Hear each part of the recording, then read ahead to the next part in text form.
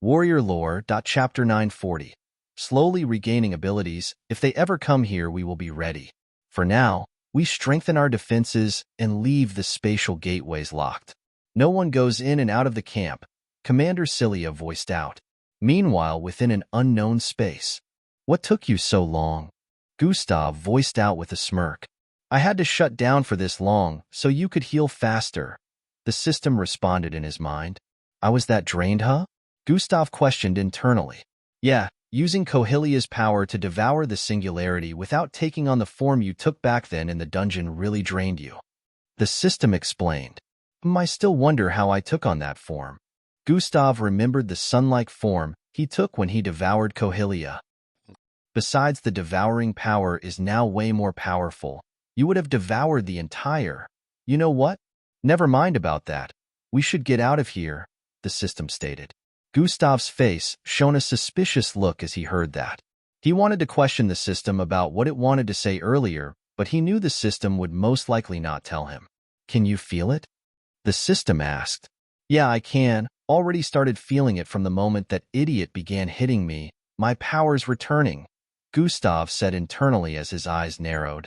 Even if I didn't come back today, your powers would have returned anyways, so you didn't need me, the system voiced. What was all that he said about sealing my bloodline? Gustav nearly laughed out loud as he recalled this. Yeah, this dimension was supposed to seal your bloodline, but he has no idea that it won't work with you. They were only gone temporarily, the system clarified. Something happened while I was passed out, though, Gustav said as his mind went back to where he found himself after he thought he regained consciousness. I was somewhere else. It felt so real. Gustav wanted to explain, but the system cut him short. Yeah, I saw it. I maybe have deactivated, but I still witnessed that, the system voiced. So what was that? If it wasn't a dream, how could I be unconscious and also be in another place? Gustav asked. That's what happens when you mess with a singularity.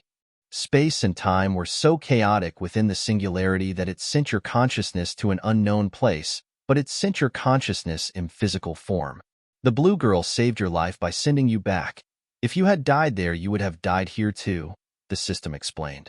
That's crazy. Where did it send my consciousness to? Gustav sounded quite amazed as he voiced out. He was curious as to who the blue girl was referring to, but he knew it had something to do with the ominous dark cloud. Despite Gustav being normal, he could sense that whoever that person was, they were immensely powerful. I was deactivated at the time. I have no idea where or when you were sent to, the system responded. I guess that makes sense. It could have been anywhere, a different time or planet, or even a different dimension altogether. Hopefully such a situation never repeats itself. Gustav didn't know why, but he just had a nagging feeling at the back of his mind, recalling the unknown place his consciousness was sent. Anyways, let's get out of here, the system voiced once more. Wait, you haven't told me how young Joe survived. I broke the bastard's windpipe. I heard his heartbeat stop. How did he come back to life? Gustav asked. That was because, before the system could explain, a sound of separation echoed in this space. Thias.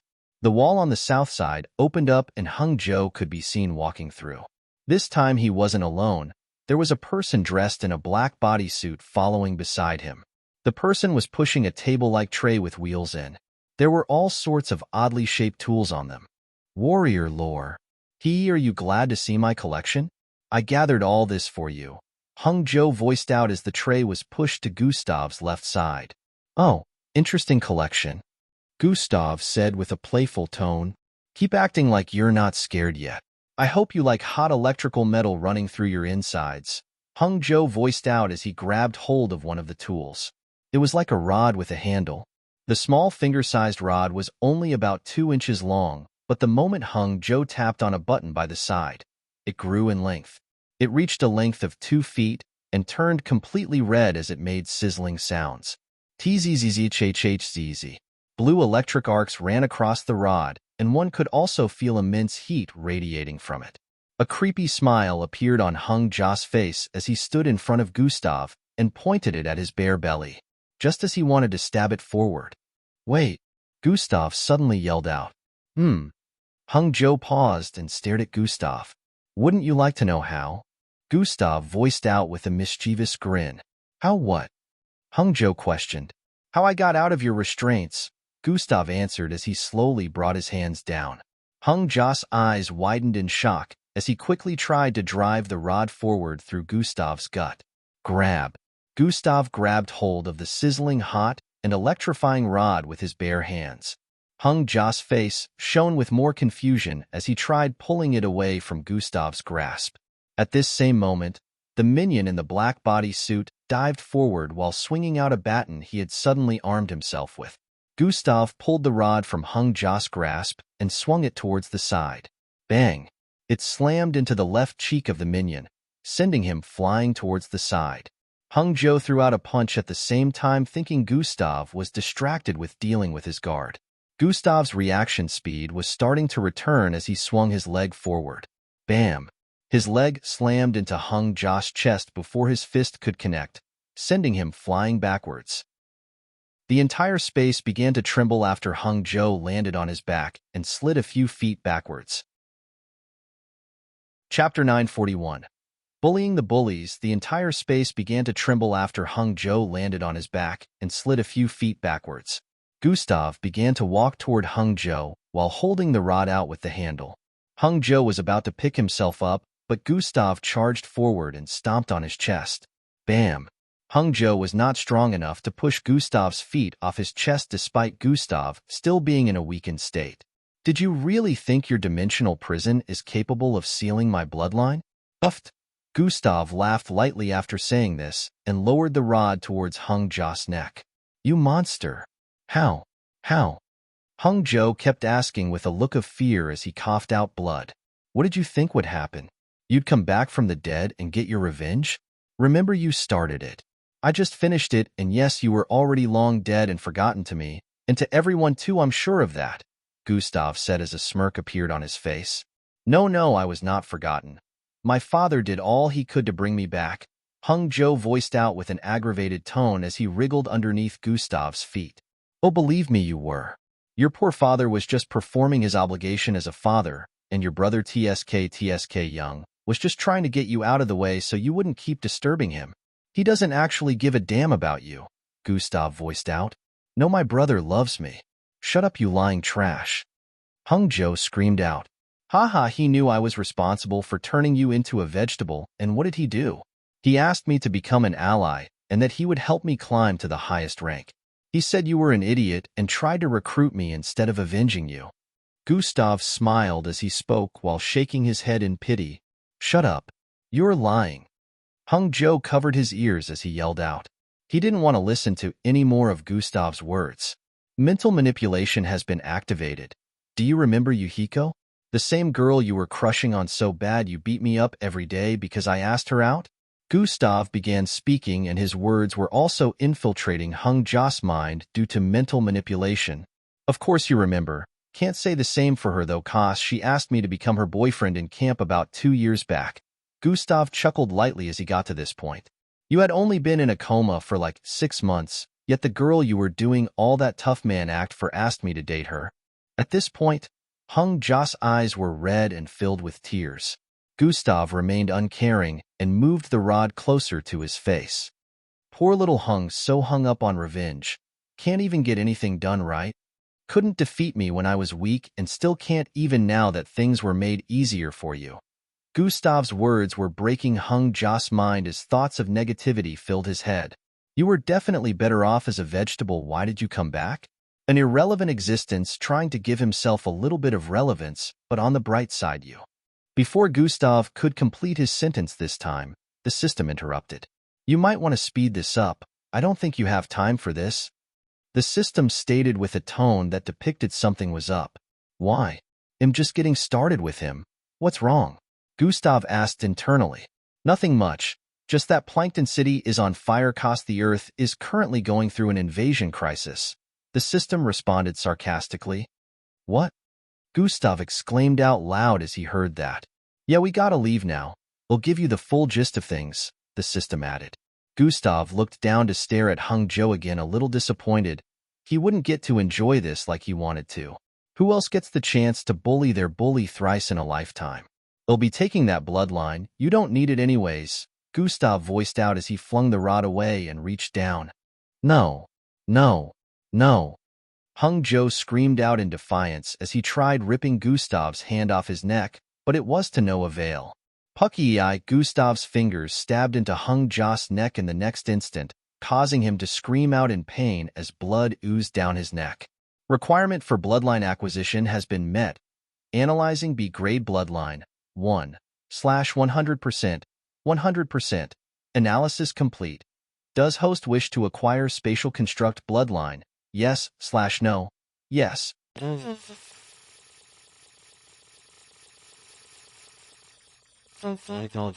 Bang. Bang.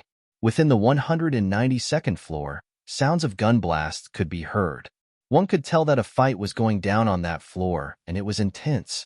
Within a particular space filled with all sorts of mechanical appliances, a group of 5 seemed to be going against multiple people in skin-tight black suits wearing masks.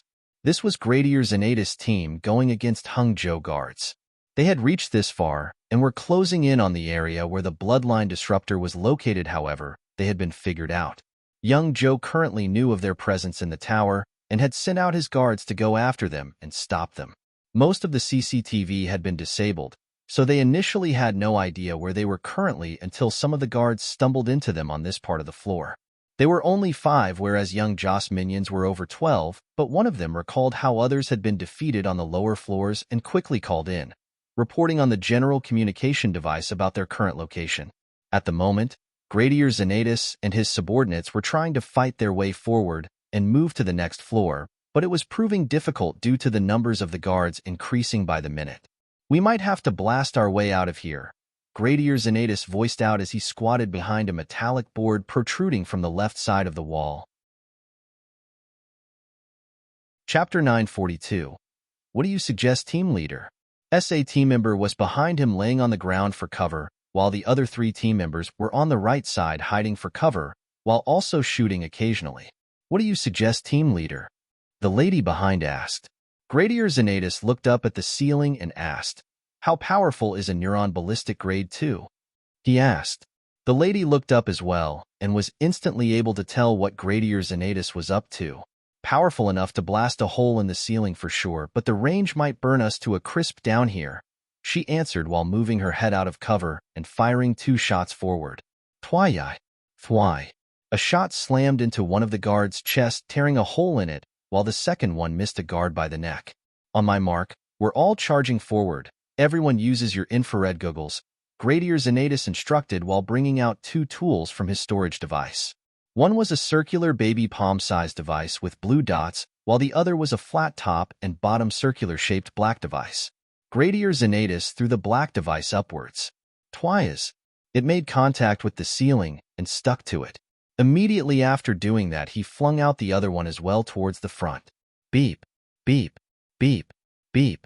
The guards who were pushing from the front quickly ran backwards and took cover after seeing the device roll towards them. Anyone would think it was a bomb with the way it was structured. However, to their surprise when it activated, SSHSHHZHZHHHHH, a burst of smoke drifted across the surroundings, reducing visibility significantly. At this point, Gradier Zenatus gave the go-ahead, and every one of them ran forward with speed. Infrared goggles were strapped on their faces as they charged into the smoke, spotting young Zhou minions who were taking cover clearly. Bang, bang, bang. Another round of shooting within the smoke rang out as Gradier Zenatus and his team opened fire on the guards, while they distanced themselves from the area they were initially taking cover. In the next 3 seconds, boom, an explosion rang out behind them, but luckily they were out of range. The entire place trembled immensely as sounds of wall collapsing rang out. As the smoke and debris cleared, a huge hole could be seen on the ceiling behind, as well as a pile of dirt that had fallen from above. Bang! Gradier Zenatus slammed the butt of his weapon into a guard's head, causing him to fall to the ground before he swung it downwards and fired it directly into his left eye. Boom! The head of the guard exploded, but at that same moment, another guard had aimed at Gradier Zenatus and was about to fire. When Gradier Zenatus noticed, it was already too late, but before the guard could pull the trigger, a pointy spear-like blade pierced into him from behind. Puxi-eye. He vomited out blood before falling to the ground lifeless. The lady on the team nodded at Gradier Zenatus from behind the corpse, and he nodded back at her. "We have to go," Gradier Zenatus yelled out while turning around. They all turned around too, and from the far end of this floor, which was like a factory, multiple more guards could be seen moving towards them. On the other end, more guards were approaching as well. Gradier Zenatus arrived beneath the hole and tapped on a button on his left chest area. Thwoosh! A burst of small flames shot out from beneath his shoes, and he ascended. The others too had the same luxury, activating their shoe thrusters and flying upwards into the hole created. As the guards arrived beneath the hole, they spotted 3 black, circular devices falling from up. Their eyes widened as they turned around to run. Boom! Boom! Boom! Multiple explosions rang out in the next instant, creating another hole on this particular floor and causing lots of them to fall through. "That's crazy," Gustav voiced out as he headed out of the spatial prison. Hung Ja's body could be seen laying within the space that was collapsing. It was unknown whether he was dead or alive, but the moment the spatial prison collapsed completely, his body would be lost forever. Gustav found himself within a building and could feel a strange energy in the air, trying to suppress his bloodline. "I can't believe he still managed to pull it off," Gustav voiced out with a surprised tone as he looked around. Nobody expected him to have an extra bloodline disruptor installed in his father's industry, the system responded. The system seemed to have narrated everything that had happened during the time when he was unconscious. Gustav couldn't believe that Hung Jo actually did it, but instead of using the singularity, he wanted to hack into the world government security system and give the Mindalogas access to Earth so they wouldn't be restricted by anything. The system had brought him to speed now on how everyone was powerless and lots of MBO officers who had lost their lives trying to end young Ja's ordeal. Gustav looked to the left as he arrived at a conference room which had a glass wall on the left.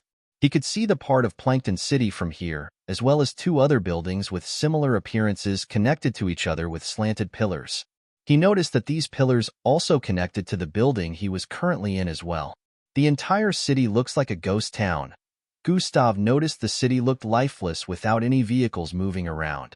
All he could see were the energy fields surrounding the building, as well as the purplish beam shooting to the skies from the building in the middle. There were also lots of MBO officers at the bottom, as it seemed another round of trying to infiltrate the building had started. As Gustav spotted the corpses scattered all across the place below, a gut-wrenching feeling of anger began to rise within him. "You never did tell me how young Jo survived." Chapter 943. Forced to surrender. As Gustav spotted the corpses scattered all across the place below, a gut-wrenching feeling of anger began to rise within him. "You never did tell me how young Jo survived," Gustav voiced out as his eyes squinted. "Young Ja's bloodline. I was able to scan it after you snapped his neck." The system began explaining. "It's not an active or aggressive type of bloodline. It's more passive, which is why young Jo is never seen in a physical brawl since he doesn't have the strength other mixed bloods have. His bloodline is called reincarnation. He has channeled it to the point where he has a particular number of times he can come back to life after he gets killed," the system explained. "That makes sense, so he just came back to life after I killed him," Gustav muttered with a look of understanding. "That's why I told you to wait. Do you realize that no one knows what his bloodline is? Nobody has ever figured out that he has such a bloodline, which was why we had no idea. Young Jo probably murdered anyone who found out about it to make sure it remains hidden, which will in turn surprise an enemy like you," the system added. Gustav knew how cunning young Jo was, so he wondered just how many he had managed to kill by surprising them in such a way. An assassin would think they had completed their job only for a corpse to rise and rip them apart unknowingly. "How many more lives does he have?" Gustav asked. "Somewhere around 20 and 25, the system responded. "So I have to kill him over 20 times to end him? Even more lives than a cat," Gustav voiced out and then suddenly recalled something. "Hold up, the bloodline disruptor should affect everyone, right?" Gustav asked. "Yeah, except you, of course," the system responded. "Then young Jo should be affected as well," Gustav said, but then the system reminded him of something as well. Hung Jo was using his bloodline abilities. "We can't underestimate young Ja's cunningness and readiness. He might have found a way to bypass the whole situation and leave himself with bloodline abilities," the system said with a tone of warning. "That bastard is sure smart. Anyways, it doesn't matter." Gustav muttered under his breath as he closed his eyes. Time to end this. He suddenly opened his eyes while spreading his perception across the entire vicinity. He could feel his bloodlines fighting the weird energy, trying to seal them and winning. As Gustav was about to move further, he sensed something from the building in the middle. Gradier Zanatus? Gustav muttered as he activated God Eyes while staring at the building in the middle. Few minutes earlier on the other side of the building, Gradier Zanatus and his teammates had managed to make it past the second to the last floor. At this moment, they were flying upwards after destroying another hole through the ceiling and leaving a bunch of guards below intensely injured or dead. They arrived on the last floor and headed in a particular direction with speed. Reaching an intersection, they turned left, but just as they did, a blaring alarm rang out. Bam, bam, bam. Sounds of multiple footsteps could be heard from behind. They're coming. Let's go. Gradier Zanatus yelled out as he ran forward while repeatedly shooting at the multitude of guards chasing them from behind. They kept running and arrived at another intersection, but upon looking to the left, over 10 guards were headed in their direction. They had no choice but to turn right. This hallway was leading to another small manufacturing room within Joe Technologies. They had no choice but to keep running in that direction while trying to pinpoint the exact area on this floor where the bloodline disruptor was located. Any luck jamming the frequency? Gradier Zanatus voiced out as they ran through the entrance of the manufacturing room and slammed it shut. No luck yet, it's still reading. One of the team members who was tapping on a holographic tab responded. Team leader, the only lady in their group, voiced out with an odd tone, causing Gradier Zanatus to turn to the side and look forward. Don't move. A guard voiced out from up ahead. Unfortunately, as they arrived here, a bunch of guards were already awaiting them. Up ahead, there were no less than 30 of them, all pointing their weapons at them. Drop it. One of them voiced out with a strong tone. Thias. Thias. Thias. Along with this, there were no less than 27 cannon weapons protruding from the walls. At the same moment, over 30 guards arrived from behind and pointed their weapons at them as well. Another set of guards moved in from another entry point. The guards were increasing by the second, leaving no space in between themselves and surrounding them from every direction. There was no place to escape to. Gradier Zanatus gritted his teeth as he backed away. Bam! His back made contact with that of his teammates who had also been stepping back. The others had the same looks of hopelessness on their faces as they stared at the sheer number of guards in dark outfits surrounding them. What do we do, team leader? One of them asked. Drop your weapons or we open fire. One of the guards yelled out again. Gradier Zanatus stared at his subordinates and gave a loud sigh. Drop your weapons, he commanded. In a few seconds, Gradier Zanatus and his subordinates were on their knees with their weapons in front of them, while the guards had closed in on them and were searching their bodies. Sir Young knew exactly how you lots would move and instructed us on how to catch you. He is a genius. No one else deserves to rule the world besides him, one of the guards in front voiced out. Like you ain't just doing this for money, Gradier Zanatus scoffed in response. Chapter 944 that tickled. Oh yes, I do this for money, but I also do this to better the sorry state of Earth. The buff 7-feet-tall guard stated as he moved closer. Gradier Zanatus was also giving his subordinate a weird sign too, while chatting with this guard. No one was aware that he was asking something from his subordinate. His subordinate looked forward and stared at an arm-sized bracelet placed beside their guns. After checking it from his kneeling position, the male subordinate with blonde hair nodded at Gradier Zanatus. Looks like it's ready. Well, if I die today, it's for a good cause. Even if it gets disrupted for even a second, it's enough for Jack to put an end to all this, Gradier Zanatus said internally as he steeled his mind. The bracelet happened to be a kind of device that could tamper with the functionality of any machine it was in close proximity with. They were tasked with taking out the bloodline disruptor, but they did not necessarily need to get to it directly before they could tamper with its functionality.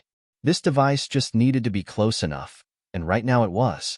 Even though it would only mess with it for a short period of time, it might be enough for them to free themselves, or for the most powerful mixed blood to destroy the entire building along with the bloodline disruptor.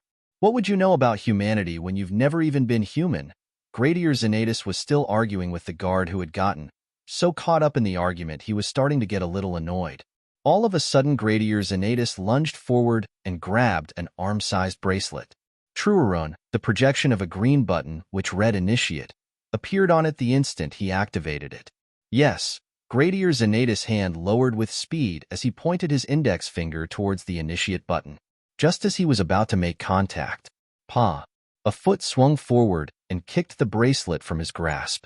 Gradier Zenatus ended up tapping his palm.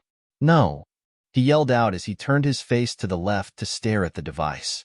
He tried to lunge forward to get it again, but the next kick that was sent out came flying at his face. Bam! Gradier Zenatus' nose made a loud cracking sound as blood flew out of his nostrils. He got knocked several feet backwards and slid across the floor for a few more inches. Team leader, they all yelled out. What did you think you were going to do with this? The guard he was arguing with earlier voiced out as he picked up the bracelet. Oh, Initiate? He scoffed before deactivating it and throwing it on the floor. Bam!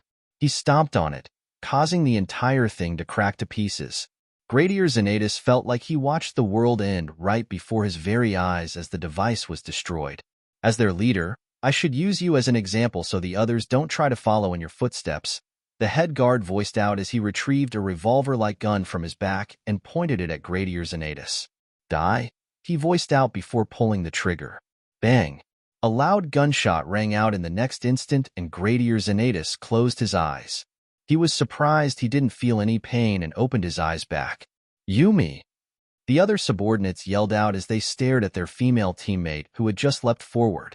Gradier Zenatus' eyes widened as his mouth slightly opened while staring at this lady with black hair kneeling in front of him with a hole in her chest.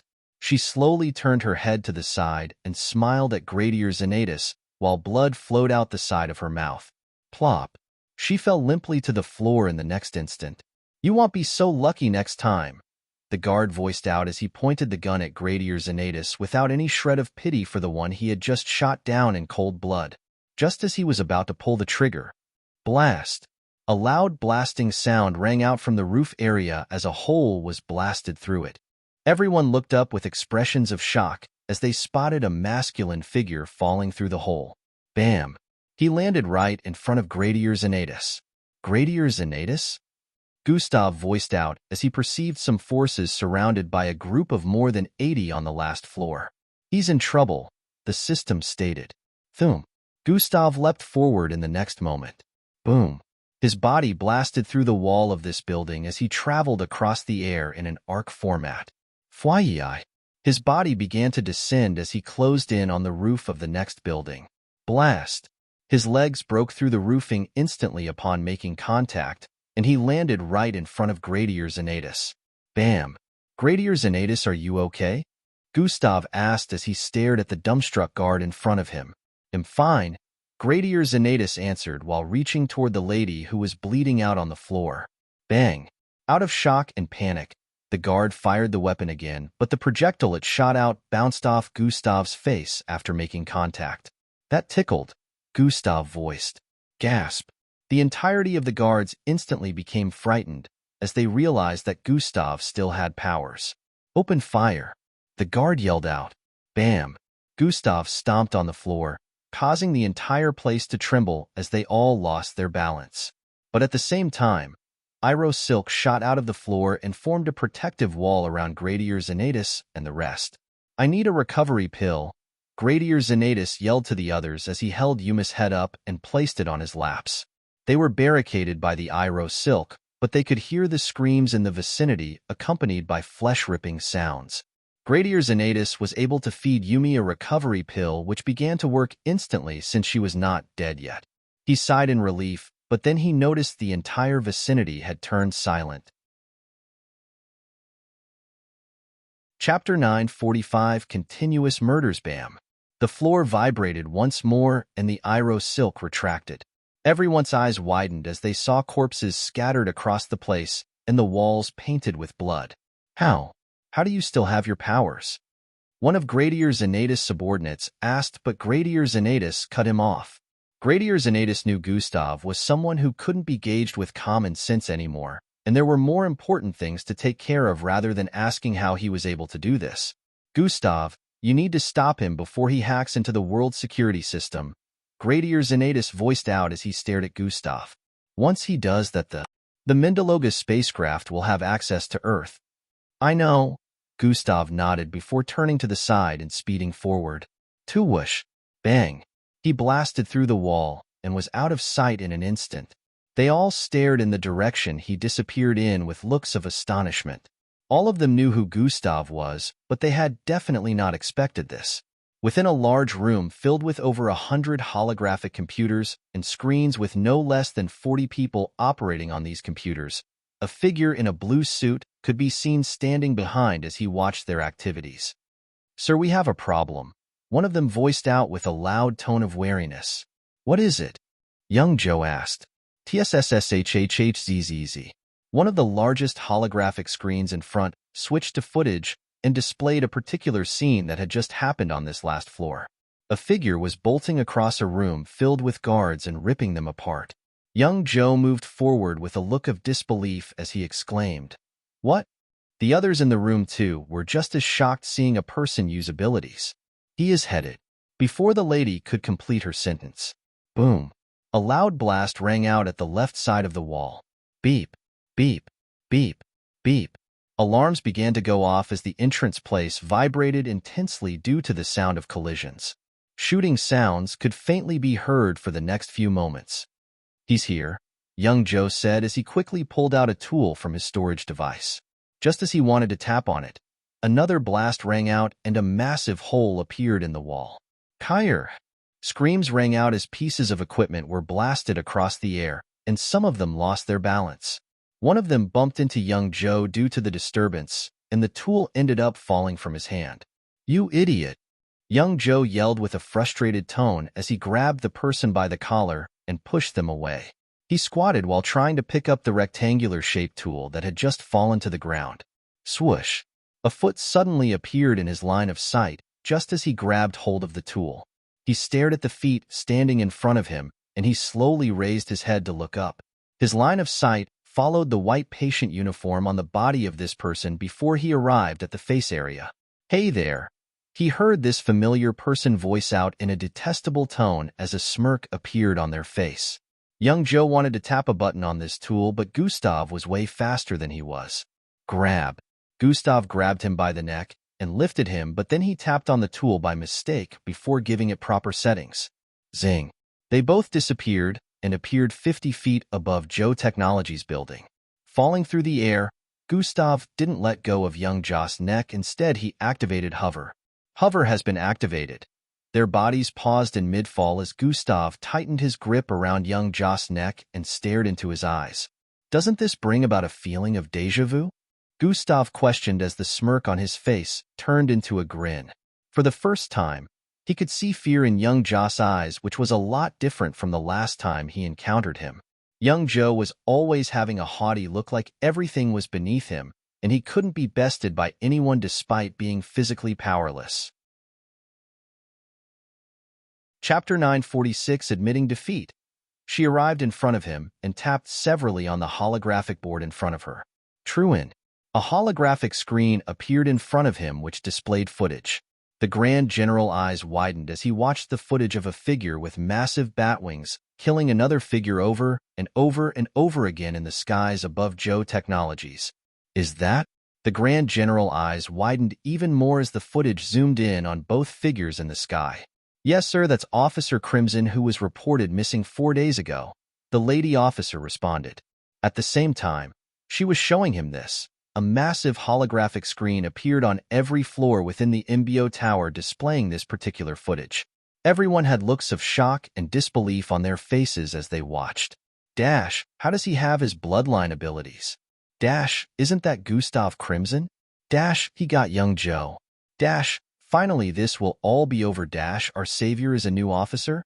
There were all sorts of voices being heard in the background as they witnessed the unbelievable sight being displayed on the holographic screens. The kid. How? Even Jack couldn't believe his eyes as he watched from the area where he was isolated. The madness and terror that had lasted for over a day would finally be put to an end by the last person everyone expected it to be. "Just one is left, right?" Gustav asked as he held young Joe in midair. "Yes. I can sense he only has one more reincarnation left out of everything he has cultivated so far." the system responded. Good. It's about time I took this bloodline then, Gustav voiced as his nails lengthened and stabbed into young Joss' neck. If you, cold ha, ve taken th. E bloodline sin, cwhy go through ll the tro, ubble of kill, indemi repeatedly? Young Joe asked as he coughed out blood repeatedly. This would have been the most logical option since taking away his bloodline would make it impossible for him to reincarnate after getting killed. Gustav would only have to kill him once to end things. Because I didn't want to grant you a swift death, I wanted you to watch everything you spent years to create crumble in a matter of moments, Gustav responded with a smile as he stretched his right hand towards the bottom. Watch what happens when I do this. A katana with a reddish blade suddenly appeared in his hand, and he swung it downwards. Swirhu. A massive plane-sized reddish arc traveled towards the top of Hung Joe Technologies. Boom. A loud blast rang out after the entire last floor was separated from the rest of the building and sent crashing down. The purplish beam in the sky thinned out and disappeared altogether in a few moments. Young Joss' eyes turned bloodshot as the skies of the city began to return to normal. I know it must have taken you a lot of time to cultivate the reincarnations as well.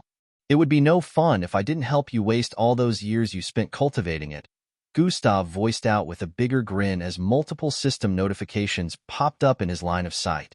Requirement for bloodline acquisition has been met. Analyzing B-grade bloodline, 1/100%, 100%. Analysis complete. Host compatible with reincarnation bloodline is 100%. Does host wish to acquire this bloodline? Yes/no. At this point, young Joss' facial expression was that of utter defeat. He had been defeated hands down by Gustav, and he didn't see a way out of this predicament. You win, Gustav Crimson, young Joe muttered weakly. I know, Gustav responded before focusing on the panel in front of him. Yes, he answered. Host has decided to acquire this bloodline. Bloodline acquisition process, 0/100%, 5/100%. Sponsored content. Visit Riedel. Me for extra chapters.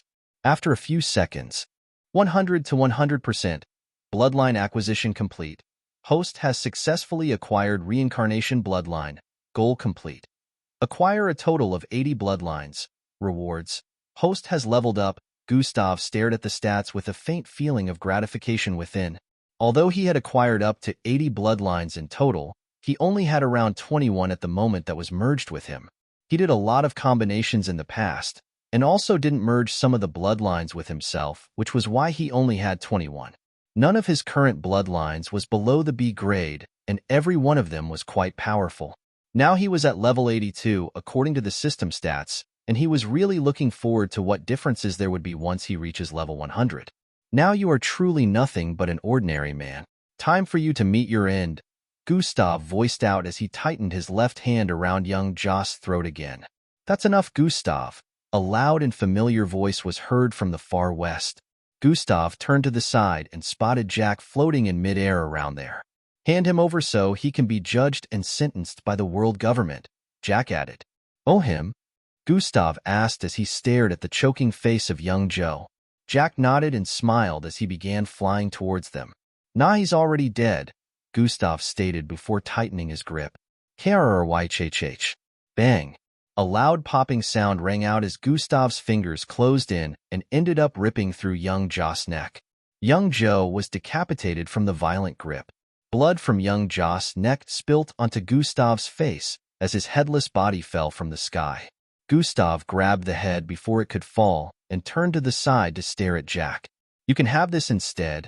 He flung young Joss' head towards Jack, who caught it with a look of astonishment on his face. Such ruthlessness, Jack said internally as he watched Gustav fly away. Jack was supposed to be angry about Gustav disobeying, but instead, he was astonished that even in the face of ultimate power, Gustav still did what he wanted to. Now we won't even be able to dig out the rest of his accomplices within the MBO, Grand General Darhill voiced out with a slight look of dissatisfaction. That's left for y'all to figure out. I killed him 'cause I wanted to. He's dead and he's never coming back, Gustav responded with a laid-back expression. TCH, Jack, how could you let him kill young Joe just like that? Grand General Darhill questioned with a disappointed look. It was unexpected, Jack replied while shrugging his shoulders.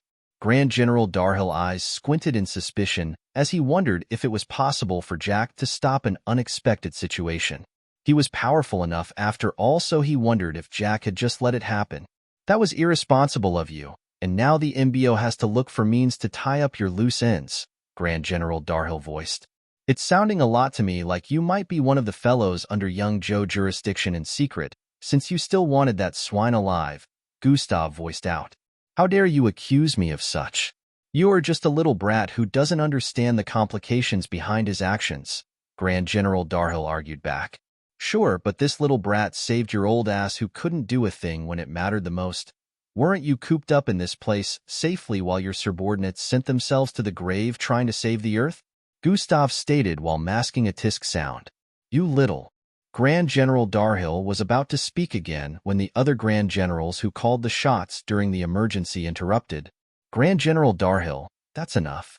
We should be thanking our savior, not chastising him, Grand General Sauerkraut stated. I apologize on behalf of Grand General Darhill here. What has been done, and the only thing we can do next is move forward from here, Grand General Sauerkraut said to Gustav with a respectful look. Why was I even brought here? Gustav asked as he looked around the place. In the next instant, a few more people were brought in. Chapter 948, Our Savior. Why was I even brought here? Gustav asked as he looked around the place. In the next instant, a few more people were brought in. Gustav, Gradier Xanatus, they both voiced out at the same time as they saw each other. Gradier Xanatus smiled as he moved closer and sat down on the chair beside Gustav. He was accompanied by his subordinates who joined him in infiltrating Joe Technologies, including the one who was shot down earlier. Regaining her bloodline had helped her recover faster. We are really grateful to you for saving our asses over there, one of Gradier Xanatus' subordinates said with a look of appreciation. It's no issue, Gustav responded casually. But how were you able to use your bloodline despite the bloodline disruptor being activated? One of them asked with a look of curiosity. I don't know. Gustav shrugged as he responded. The subordinate was about to say something else when Gradier Xanatus cut him short. Officer Nathan, I believe we're here for a more important reason. His statement caused the officer to keep quiet. Of course, Gradier Xanatus was not going to let anyone question Gustav about his secrets. You all are here because you have saved the Earth from an unprecedented doom, and the Grand Commanders would like to thank you all, in person but not today, Grand General Sauerkraut voiced out. Gradier Xanatus' subordinates had looks of astonishment and disbelief as they heard that. They stared at each other with looks of excitement. Meeting the Grand Commanders in their lifetime was something they never thought would happen. They don't need to thank us, we really didn't do anything, Yumi said with a logical tone. I agree with her. Gustav here is the one who deserves all the glory, Gradier Xanatus stated. Yeah, the kid is great, Jack voiced out from the sidelines, causing all of Gradier Xanatus' subordinates to turn around and stare in his direction.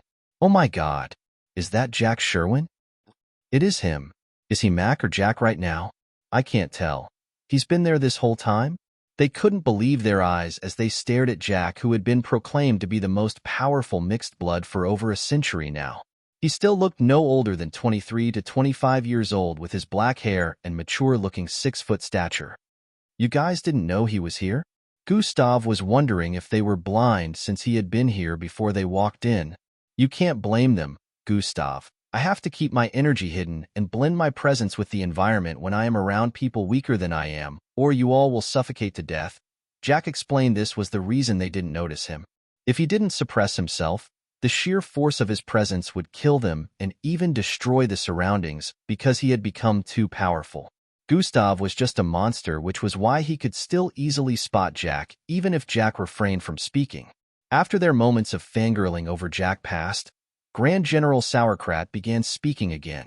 I understand your words, but since your team managed to infiltrate the building and give hope to the MBO, that's more than enough to get rewarded as part of the saviors of humanity, and Sir Jack here will be handing you 6 of the medals, especially Gustav, who played the most important role of saving us all, Grand General Sauerkraut explained. The world government wants to also reward you all, so they will be hosting a ceremonial event themselves that will be broadcasted worldwide where one of the 7 world leaders will be granting Gustav a title, he added.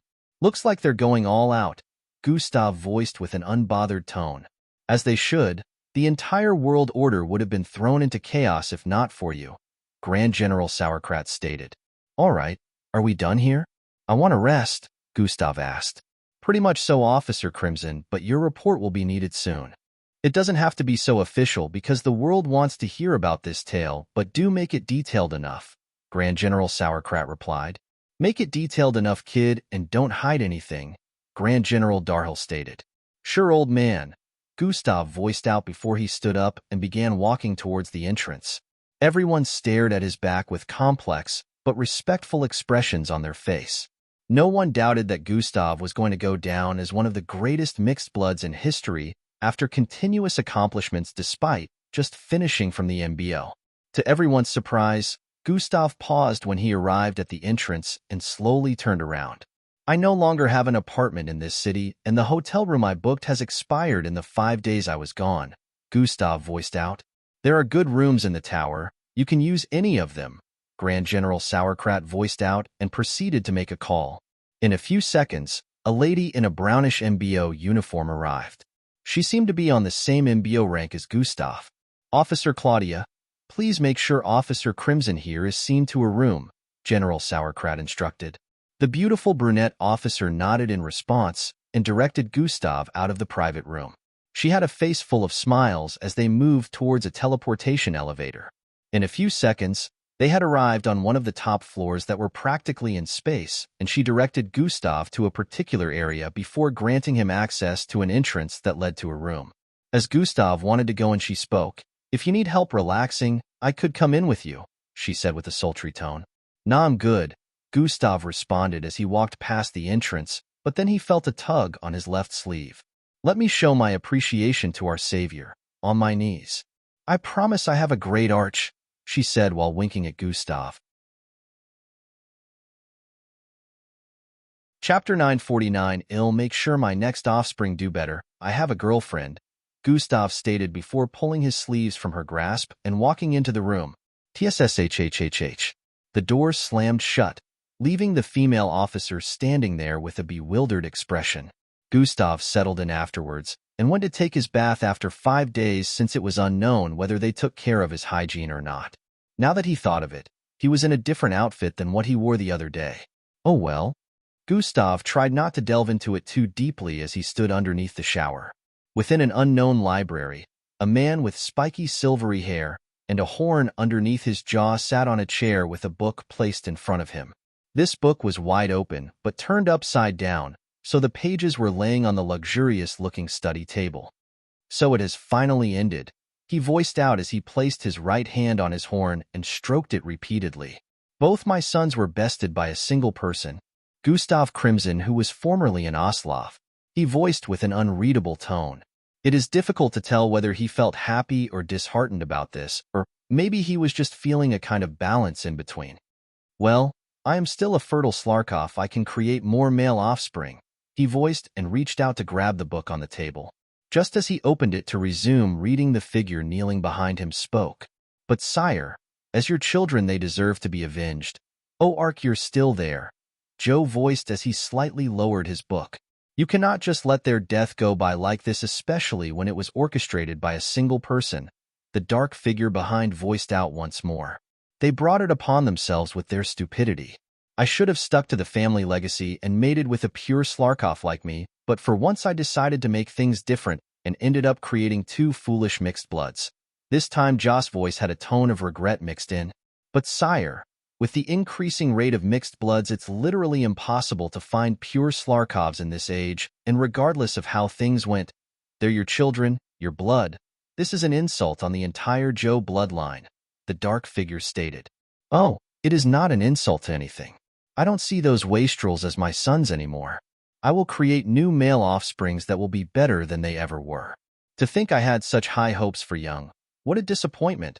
Joe shook his head slightly after he voiced out completely and proceeded to raise his book and continue reading. "Sir, it still doesn't change things that they were descendants of the Joe bloodline. It is a stain regardless, and the culprit Gustav Crimson needs to be. Before he could complete his statement this time, Joe interrupted. I do not care about this matter. Take your leave, Ark, Joe stated without lowering his book this time. The instant Ark heard the tone that Sir Joe used, he knew the discussion had come to an end. Yes, sir, he answered respectfully and slowly faded into the background. After he had disappeared, Joe slowly lowered his book and stared into space. Maybe I'm starting to turn senile in my old age, he voiced out with a low sigh. I'll make sure my next offsprings do better. Maybe they can avenge their fallen big brothers one day. An old man like me cannot be caught up in this play of revenge or plots. I'll let the young generation decide for themselves, he said before proceeding to continue reading his book. Hours later, after Gustav had settled in, he finally opened his eyes. He had been meditating all this time on his bed, and now he could sense that he had almost recovered completely. He was so drained that being unconscious for 5 days was not enough for a full recovery, and now that he was even conscious, he still hadn't completely recovered. It was a good thing young Joe was not a physically powerful opponent, or trying to take him down earlier would have been a cumbersome task. Gustav raised his right palm and peered right through it. It's still sealed, he voiced out with a low sigh. Cohelia was still sealed within him, and he was unable to use it at will. It seemed it only activated during the singularity crisis because he put himself in harm's way. Even with that, the side effects were just too much to bear, proving that Gustav was still too weak to wield such power. He couldn't try anything like this again since passing out for 5 days wasn't a sensible plan. On the bright side, he was glad he got some spoils from this whole situation. The new bloodline Hung Joe had acquired and young Joss' reincarnation bloodline were both great bloodlines to his new collection. Gustav knew they would be of great help to him in the future. The best part about this was that whenever Gustav acquired a new bloodline now, it got boosted straight to the Gilbert rank. Hung Joe was only at the Gilbert rank with the spatial construct bloodline before Gustav stole it, so Gustav reckoned he could build a spatial prison like Hung Joe did, while the reincarnation bloodline, which was now in effect, gave Gustav 9 more lives. When it increased in rank, he would have way more reincarnation chances. Channeling his original bloodline made the others get boosted as well, so at the moment none of his bloodlines was below the Gilbert rank. The ones he made use of regularly were just 1 rank below his original bloodline. This was where Gustav's boost in strength mostly came from beside the system stats. More than 20 powerful bloodlines empower him at the same time. Since he could defeat kilo-ranked mixed bloods with ease now, no one knew how powerful he would actually be when he channeled his bloodlines to such levels. System interface, Gustav voiced out and proceeded to check his attributes. Chapter 950, Skill Evolution Complete, Host Attributes, Name, Gustav Crimson Level, 81 Class, Metamorphic Sub-Parallel Being EXP, 1-235-000/42, 900, 000 HP, 92, 000/92, 000 Energy, 49, 500/49, 500 Attributes, Strength, 331, Perception, 330 Mental Fortitude, 327 Agility, 329 Speed, 360 Bravery, 334 Intelligence, 327 Charm, 118 Defense, 325 Vitality, 328 Endurance, 331 Attributes Points, 67. Stared at his stats with a slight look of gratification as he recalled something. I have a skill evolution card. I'm guessing I can evolve a skill that has gotten to max level, Gustav muttered. Yes, that is correct, the system responded. Gustav proceeded to check skills and abilities next so he could decide on which skill to pick.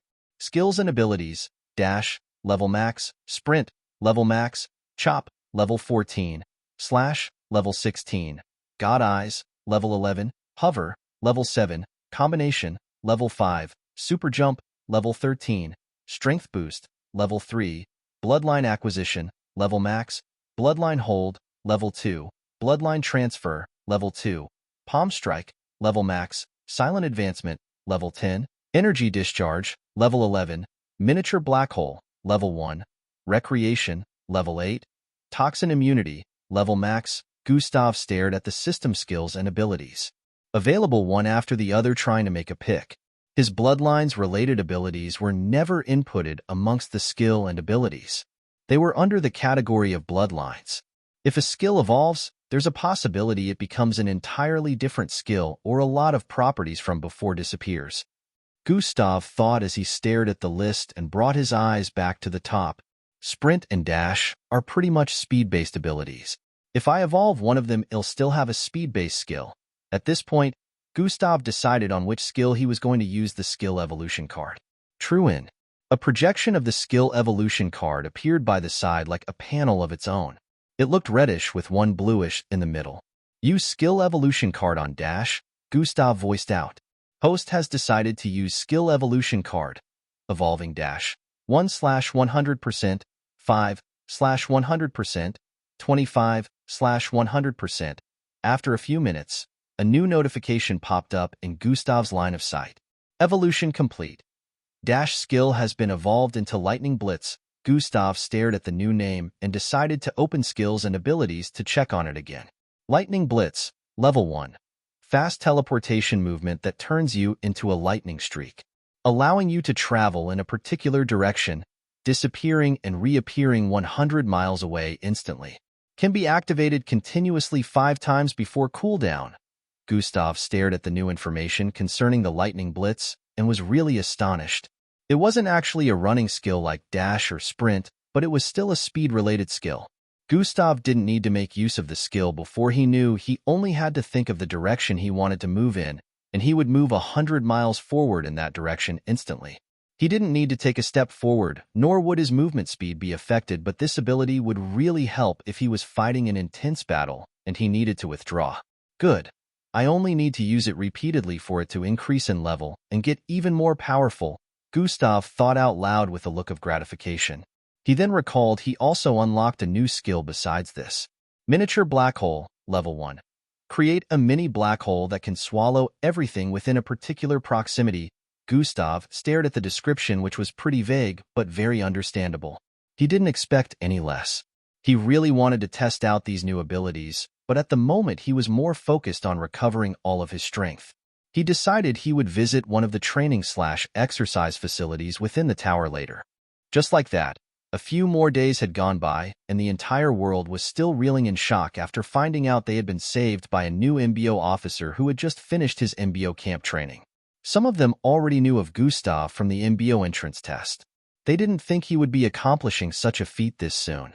The media were singing praises of Gustav being the leader of the next generation after saving the entire world. His face was in every media outlet, and he was now known even more worldwide. Debates were going on about him here and there about how he might become the next Jack, or maybe even stronger. There were also some controversies here and there about how he might be an alien since he was accomplishing feats here and there that many officers weaker couldn't. The biggest debate was about how he was able to use his bloodline despite everyone on Earth losing theirs. It had also been revealed that before this, Gustav was reported missing for almost a week, and earlier, he was said to be in the MBO's second base, which was on the other side of the Earth. Reporters wanted to crack how he suddenly reappeared in Plankton City and defeated the villain. Anything regarding Gustav was a hot topic, so the media outlets were looking for any type of exclusive news they could find on him. The date for the rewards ceremony had been announced, and it was going to hold in 2 days. Only important people would be invited, but it was also revealed that there would be a live broadcast across the world, so everyone would get to see Gustav.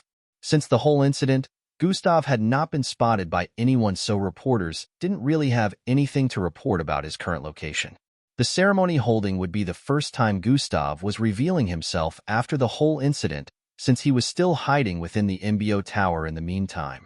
Lots of fans and citizens all across Plankton City had gathered around the MBO tower with all sorts of gifts, begging for them to be permitted to see Gustav, but of course, they were walked off the premises. Gustav stood up from his bed after a night of good sleep and moved toward the window area. It definitely isn't your typical morning in space, he voiced out as he looked through it. Chapter 951. Full recoveries.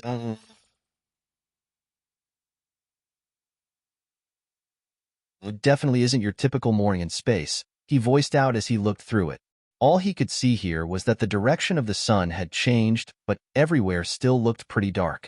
One wouldn't know if it was morning or night in space since there was no day or night, but with the direction of the moon changing along with the sun, Gustav could easily figure out what the time was currently.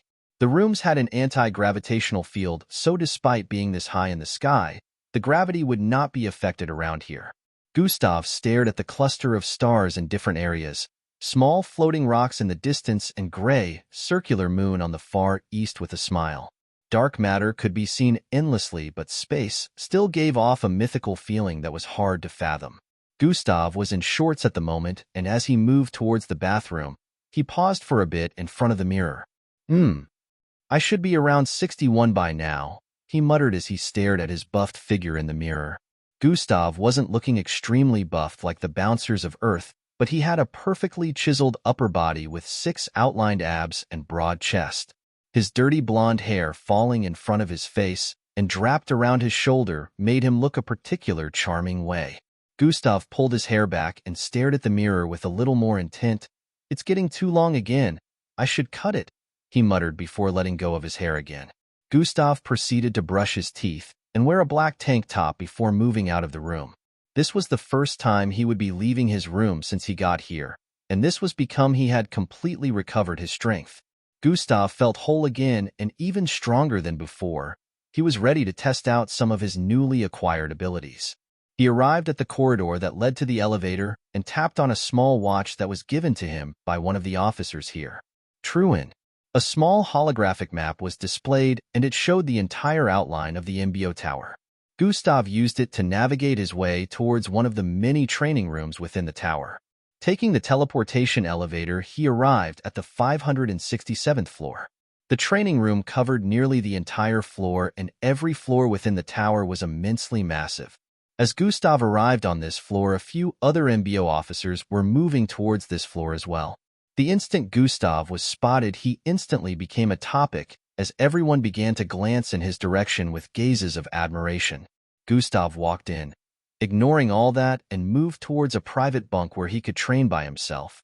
All the private bunks were like rooms and looked small from outside, but upon getting in, they were twice the size of a stadium and even had the option of expanding beyond this if the person training within wanted that. They were built using some expensive technologies that had to do with space expansion. On the outside it would look small, but on the inside it would be way larger. Gustav moved towards the area where you could set the private training room to be however you wanted. Zryaireh. In the next instant, it looked like he was in a desert area. It looked extremely realistic that one could even touch the sand. I should try Lightning Blitz first, Gustav thought out loud as he prepared to use it. Lightning Blitz has been activated. Gustav looked in a particular direction, and in the next instant, Thrice. He turned into a bolt of lightning that streaked forward and appeared 100 miles ahead his previous location. Wow. After Gustav arrived on a sand dune, he looked around with an expression of amazement. 1000 EP. It takes 1,000 energy points and I can activate it 5 times before it goes into cooldown, Gustav noted. He turned towards the west and activated it again. Thrice. He turned into a lightning bolt that streaked across 100 miles instantly once more.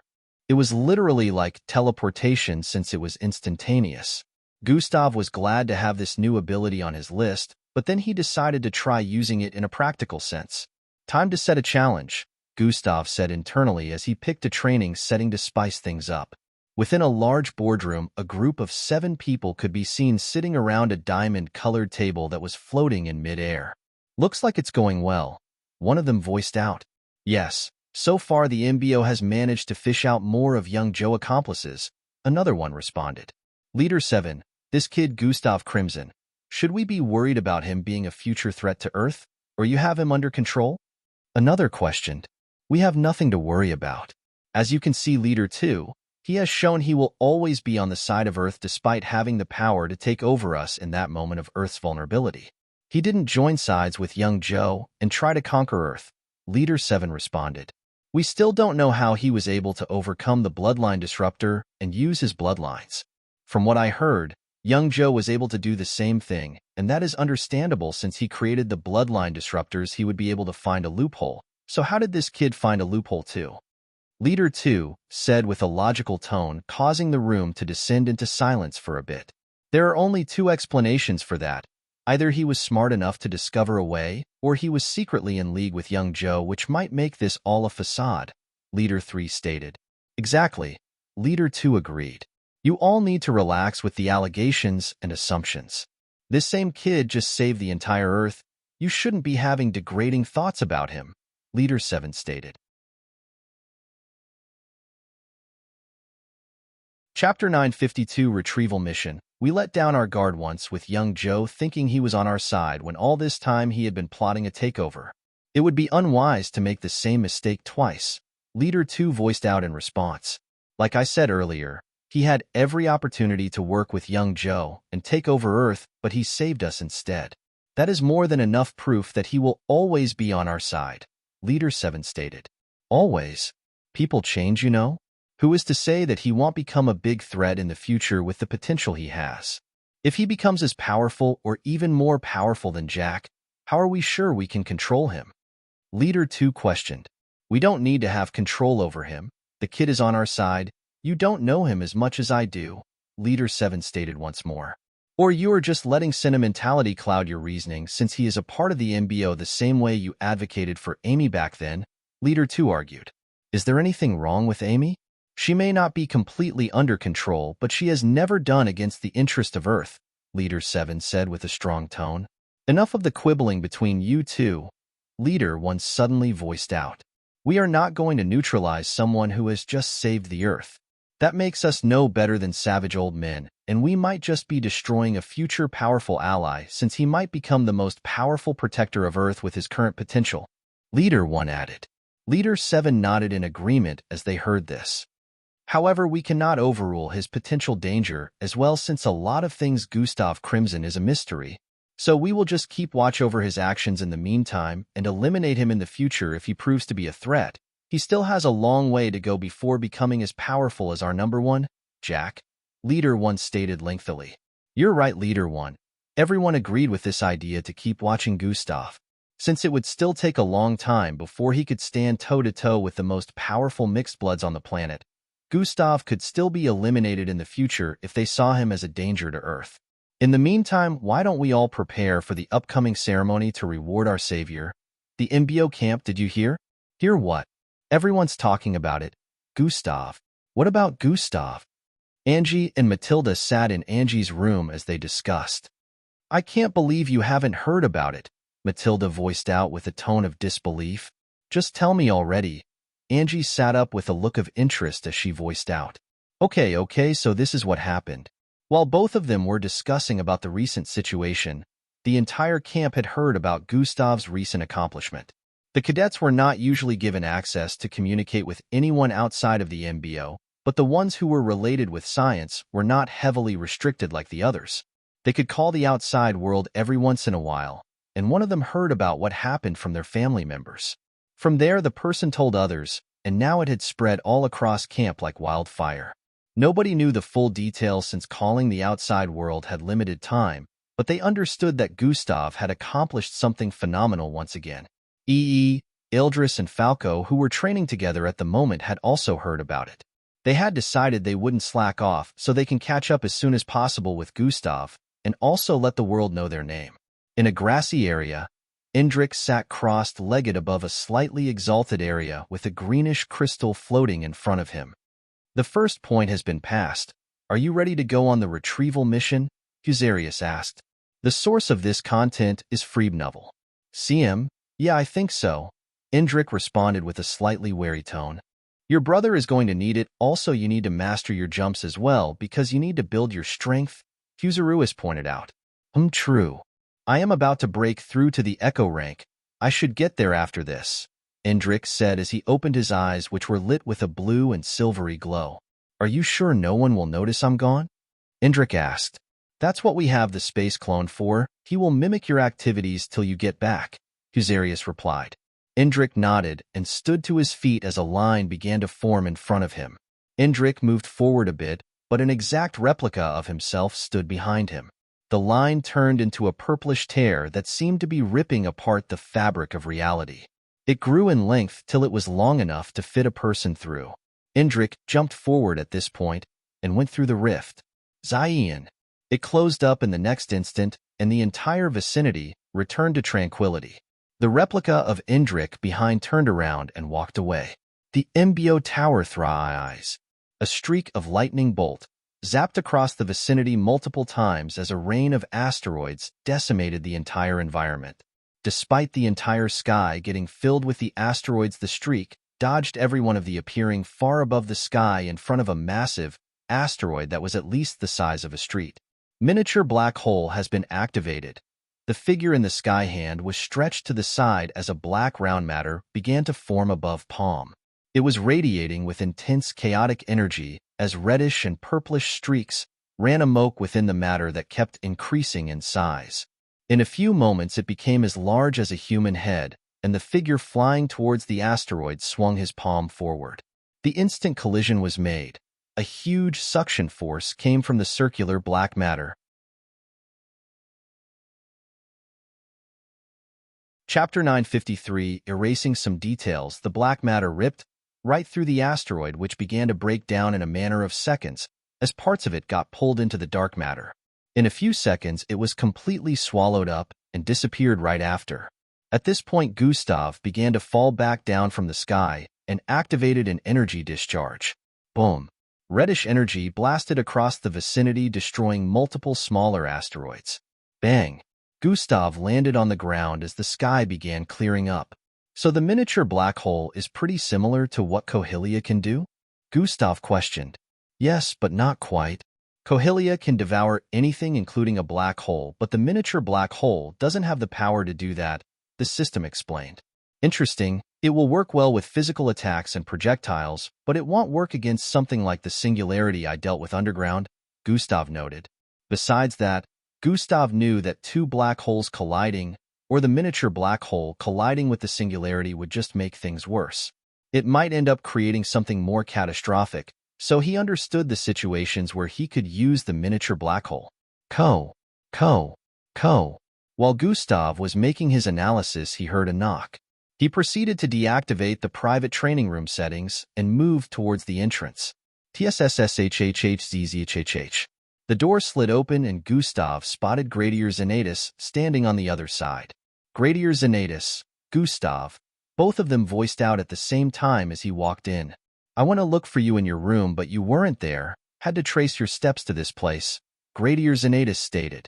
Oh yeah, I just fully recovered my strength, so it was about time to get into training again, Gustav replied. No wonder there are dents everywhere.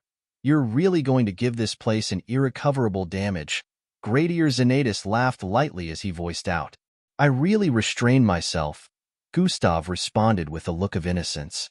You know I'm a Delta-ranked mixed blood, but sometimes I feel like I talking with someone of equal strength when I'm around you, Gradier Zanatus said with a look of suspicion.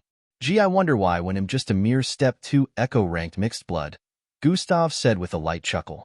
Mere my ass, Gradier Zanatus stated before they both bursted into laughter. Why were you looking for me anyways? Gustav asked after a brief silence. Just needed to check on you, and also remind you about the report. I've written most of it, but there are still some things that elude me about the whole issue, Gradier Zanatus voiced out. Oh, I'm guessing you want to ask where I was for the last 5 days, Gustav said. That, and we also found out that there was a singularity underground according to the moles of young Joe within the embio that we caught, Gradier Zanatus said with a look of interest. Yeah, that's why I disappeared for 5 days, Gustav stated, and proceeded to explain to Gradier Zanatus in details. So you closed the singularity all by yourself? Gradier Zanatus asked. Yeah, I had to act fast, or they would have found a pathway to Earth, and I would have been caught for nothing, Gustav responded. Gradier Zanatus had a look of astonishment as he heard that. He still couldn't fathom how Gustav went about it, but since Gustav avoided this particular detail, he knew Gustav wasn't going to reveal it to him. And then you were unconscious for almost a week and woke up in a place where you were restrained. Gradier Zanatus pointed all these out again to be sure he got Gustav's narration correctly. Yeah, they probably had no idea that I wouldn't be affected by the bloodline disruptor, so they just restrained me normally, Gustav stated. He decided to keep the whole issue about Hung Jo a secret. Hangzhou was practically a ghost coming back, and no one had an idea about his involvement, so Gustav wanted it to remain that way. How did you find a way to counter the bloodline disruptor, though? Gradier Xanatus asked. I didn't, but I see now that it might be unwise for me to reveal my immunity to the bloodline disruptor, Gustav said with a look of contemplation. Yeah, it would be better if we edited some info out and tell them you found a way to counter it, Gradier Xanatus agreed. However, Gustav felt if he wanted to change the story, he would have to add Hangzhou's involvement, and how being in a different space was what helped with him recovering his bloodline at first. The MBO was well aware that being in a different space, one would be unaffected like the MBO camp, but the moment they came out it would take effect, but Hangzhou had been going in and out without being affected. So he was obviously using the same thing young Zhou used, and the best way to make it look like Gustav wasn't immune was by saying he stole it off Hangzhou. To make the story believable, Hangzhou would have to be included, which would date back to their story from back then when Gustav turned him into a vegetable. Gustav didn't want this to happen. You know what? Just add that I was unaffected by the bloodline disruptor, Gustav stated. He wanted Hangzhou's involvement to remain hidden, so he decided not to hide the fact that he was immune to the bloodline disruptor. Are you sure? Gradier Xanatus asked. Yeah, it's fine. The MBO is already suspicious of my abilities anyways, but make sure to add that I have no idea why I was unaffected, Gustav voiced out. Gustav would rather have them know this than digging back to the past where it might get unveiled that he can steal bloodlines. Gradier Xanatus proceeded to ask about a few more things, and Gustav answered while he jotted down some things. People have been coming here every day, and we've been chasing them away. Do you plan on meeting any reporters or addressing the general public? Gradier Xanatus asked. Chapter 954, Making Use of Popularity. Nah, I am not interested in anything like that, Gustav responded. You're the most popular person on planet Earth right now. You could use that to your advantage. Lots of endorsement deals are coming in with lots of companies wishing to use you to pull in customers. Artists want to feature you in their music videos, and even movie directors are willing to spend huge amounts to bring you into a scene in their movies, Gradier Xanatus stated with a tone of fascination. I'll still turn all of them down, but I could really use this fame for something else, Gustav said with a contemplative look. Which is? Gradier Xanatus asked. A wide grin appeared on Gustav's face at this point. We bring to you trending articles on social media. Officer Gustav Crimson has announced his business affiliates on his social media account with over 200 million followers. He seems to have created a mixed-breed hunting organization named the Crimson Hunting Agency for about a year now.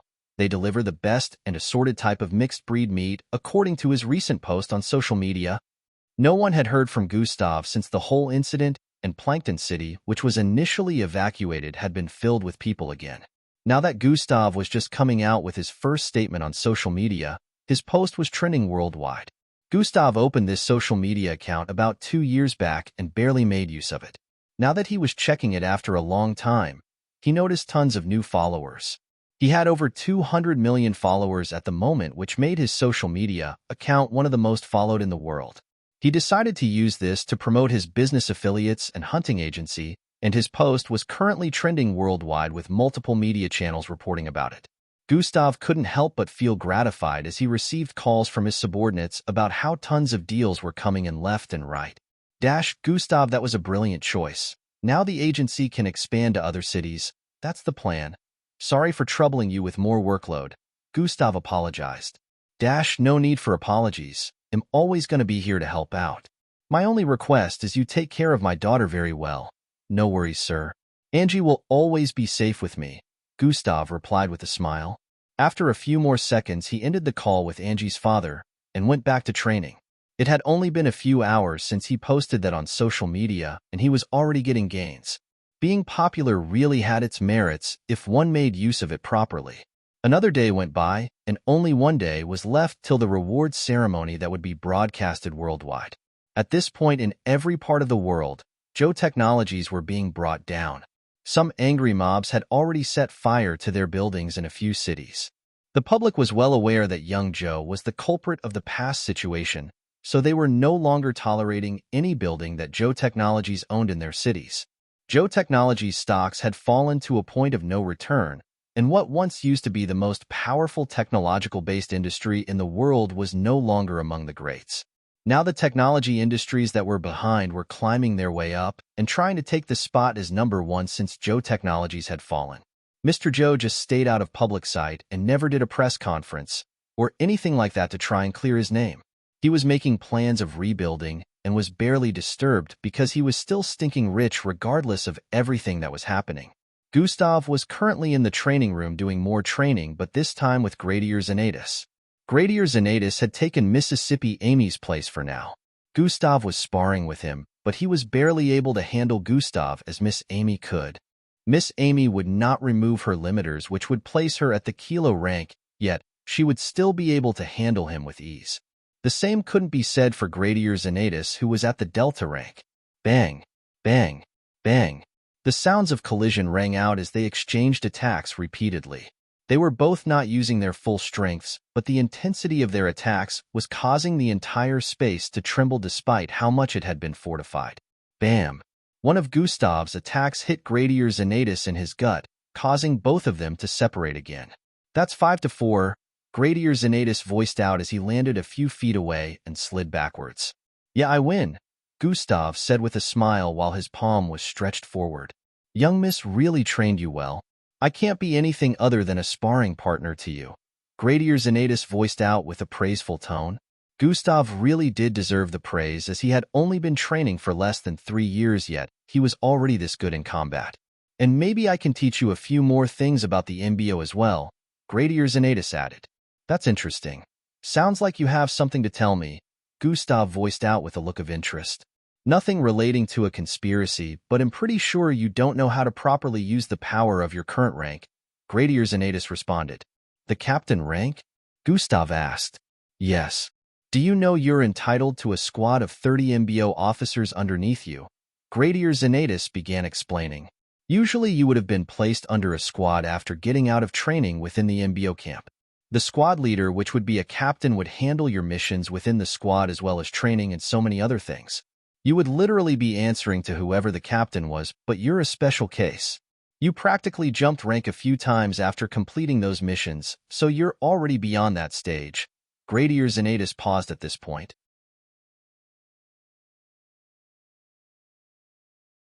Chapter 955, learning about the captain rank. Gustav understood what he was talking about and voiced out. Since I am already at this rank, that means I can have an entire squad of 30 MBO officers who would answer to me alone. Yes, but you would still have to answer to higher-ranked officers, and whatever they do, their flops and wins will all be on you. If they misbehave, you take the fall with them, Gradier Xanatus responded. Interesting. And I can pick any officer so long as they are below me in terms of rank? Gustav asked. Yes, except they are in other squads. In that case, the officer in question would have to write an application to get transferred to your squad. There are special situations when officers from different squads are brought together to go on a mission. In that case, after they undergo the mission, they return to their squad, Gradier Xanatus explained in length. This made Gustav recall his past missions with Darkly and the others. Turned out they were probably in other squads before they were sent on a mission with him. The new officers were not deployed into squads the instant they finished from the MBO. Instead, they were sent on solo or group missions first with others. Then after some time, they would be placed in squads. The squad leader, who is at the captain or major rank, would decide the entire squad missions, or people to send on solo missions. Squad members could still go on solo missions if they wanted to, but that was as far as the captain didn't have any mission for them during that time. It is not necessary I have up to 30 officers in my squad, is it? Gustav asked. No, you can take your time in scouting for members, but there are certain missions you won't be able to undergo if you don't have up to the necessary numbers needed, Gradier Xanatus responded. Gustav could more or less understand that in a warlike mission, they most likely wouldn't let him participate if he didn't have enough numbers underneath him. The numbers were a bit of a problem since he didn't like people who he didn't trust to be in his squad, but on the bright side, this brought about a feeling of anticipation. He knew exactly the people he wanted on his squad, even though there were not many of them.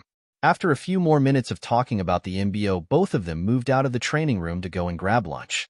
Tomorrow was the day of the ceremony, and they were both headed there together with Gradier Xanatus' subordinates who joined him in infiltrating Joe Technologies. I'll have to stop calling you Gradier Xanatus soon, Gustav voiced out as they ate. Gradier Zanatus chuckled before responding. I probably won't be promoted much, so Gradier is definitely still what you will refer to me as.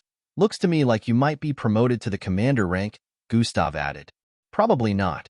I am not the star of tomorrow's event. You are, Gradier Zanatus said with a reminding tone. Meh, I just wanted to end quickly so I can go back to my quiet and normal life. Gustav wanted to go back to dealing with his issues as soon as possible. It will all die down after some time. My popularity too. Am just what is trending at the moment. Gustav didn't sound excited about the whole thing even though he was supposed to. Still, it's your moment of glory. Try to enjoy it, Gradier Zanatus stated. Underscore. The day went by quickly and the next day arrived. Gustav was awake through the night channeling his bloodline despite knowing today was the D-Day. He went on to perform his daily task within the training room and came back to his room to prepare himself. Gustav took his bath and moved towards the wardrobe area where a wine-colored suit with sparking designs could be seen on it. Gustav had initially wanted to go dressed in his MBO outfit since he didn't really know what to wear, but this outfit was sent by one of the Grand Generals. Just staring at it, Gustav could tell it was very expensive. I just hope he doesn't want me to marry his daughter or something, Gustav muttered as he took a look at the suit again. The recent days had been funny with people proposing to him here and there. Females wanted his hand in marriage, and males wanted to give their daughter's hand in marriage to him on social media. Gustav had gotten millions of DMs already and went through some of them. Some felt heartwarming and some made his belly churn in disgust. Gustav put on the clothes and looked himself in the mirror. He had cut his hair a little so he was looking well-kept and extremely charming. His figure in the suit was just so exquisite. There was no doubt he would attract a lot of attention to himself even if people did not know he was Gustav Crimson. Calm. While he was still checking himself out, Gustav heard a knock at the door. Without even checking, he already knew who was there. Gustav turned around and moved to open the door. Ready? Gradier Zanatus asked on the other side of the door. I think so, Gustav responded. Just look at you. You must be the brother of the devil, you divine-looking mixed blood, Gradier Zanatus said as he scrutinized Gustav from head to toe. You're looking like a fine chipmunk yourself. I mean chap, Gustav voiced out in response. Just don't steal my woman, Gradier Zanatus stated sarcastically while moving to the side for Gustav to come out. You mean Yumi? Gustav asked. He seemed to have taken Gradier Zanatus' words seriously. Well, we're not a thing, Gradier Zanatus said in response. Not yet, but I saw the spark between you two on that day. You should really take the shot, Gradier Zanatus, Gustav advised before patting him on the shoulder twice.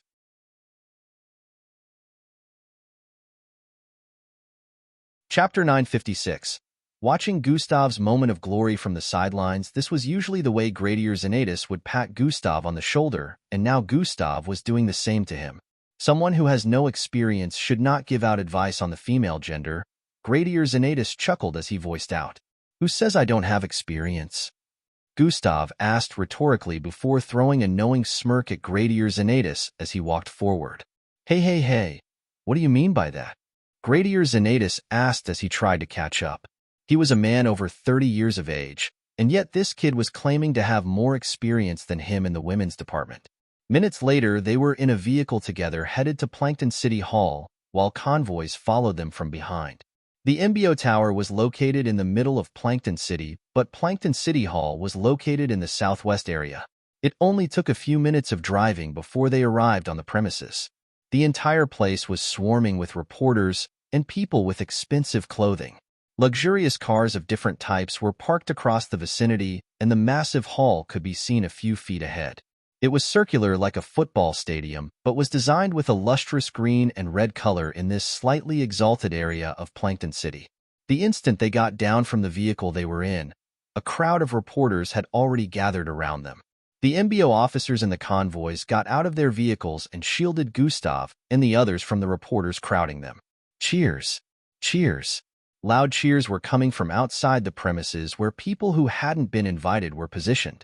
They had spotted Gustav amid the officers guarding him. Gustav moved with Gradier Zanatus and his subordinates into the massive hall. Chatter, chatter, chatter. Their presence caused the entire hall to be noisy, as the important guests from far and wide all discussed Gustav. Despite a lot of them being quite prestigious all across the world, Gustav's presence still caused them to stare in his direction with gazes of admiration. They moved towards the front and took their seat right in front of the east side of the hall. That particular area was meant for MBO officers, and behind, one could see a full curtain of people in MBO uniforms seated. The ceremony was going to begin in the next 5 minutes, so Gustav had arrived just in time. In the front seat, a few Grand Generals sat beside him, while other MBO officers, based on rank, sat behind.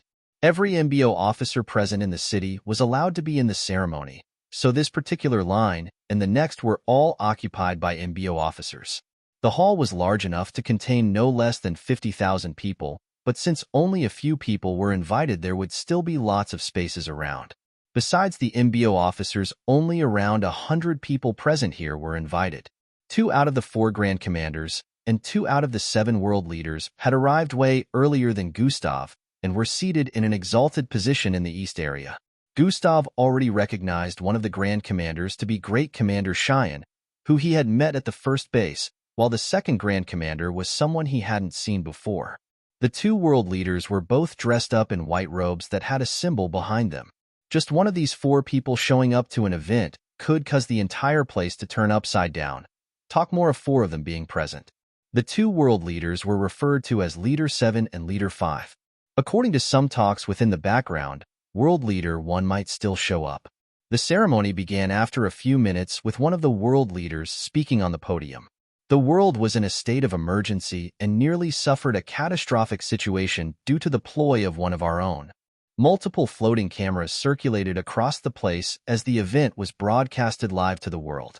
People who were watching from different places could see the screens occasionally change areas being displayed, and when it showed Gustav sitting amongst the MBO members, there would cheer not just across the city but the world too. At the same time, footage of the city where young Joe had spread terror from was being displayed. This made the whole event look even more iconic as people witnessed the gravity of the situation with multiple MBO officers dying and how Gustav saved the day. Within a mental asylum with multiple people in white uniforms positioned in different spots, a middle-aged woman with short brown hair could be seen seated in front. She stared at the holographic screen with immense interest. "That's my son. That's my son," she yelled out whenever the screen displayed Gustav. "Shut up, Wrench. Let us watch," a man sitting beside her voiced out. "You useless old man, I will tell my son to get rid of you," she voiced out in response. "Dash, you worthless piece of shit, if he was your son, what are you doing stuck in a dump like this? Dash, that's the Earth's savior, he can't be associated with scum like you. Dash, Aish, this woman must be more delusional than I am." The others in the vicinity all bashed the middle-aged-looking woman with short brown hair who happened to be Gustav's mother. Tears began to roll down her face as she argued, "I birthed him. He is an ingrate. Shut it. If we had treated him right, we wouldn't be here. We both failed him, so we do not deserve to call him our son." Another middle-aged man with dirty blonde hair voiced put from the side. Both of Gustav's parents had been placed in this asylum for around a year. They were placed here for suspicions of having mental issues since they treated Gustav wrong, and despite their improvements, they still hadn't been released.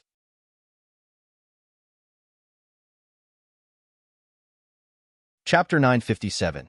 Interesting offer from the world leaders. Gustav's father was a whole lot soberer than his wife and realized his wrongdoing, but even though doctors have seen he was better, they still couldn't release him.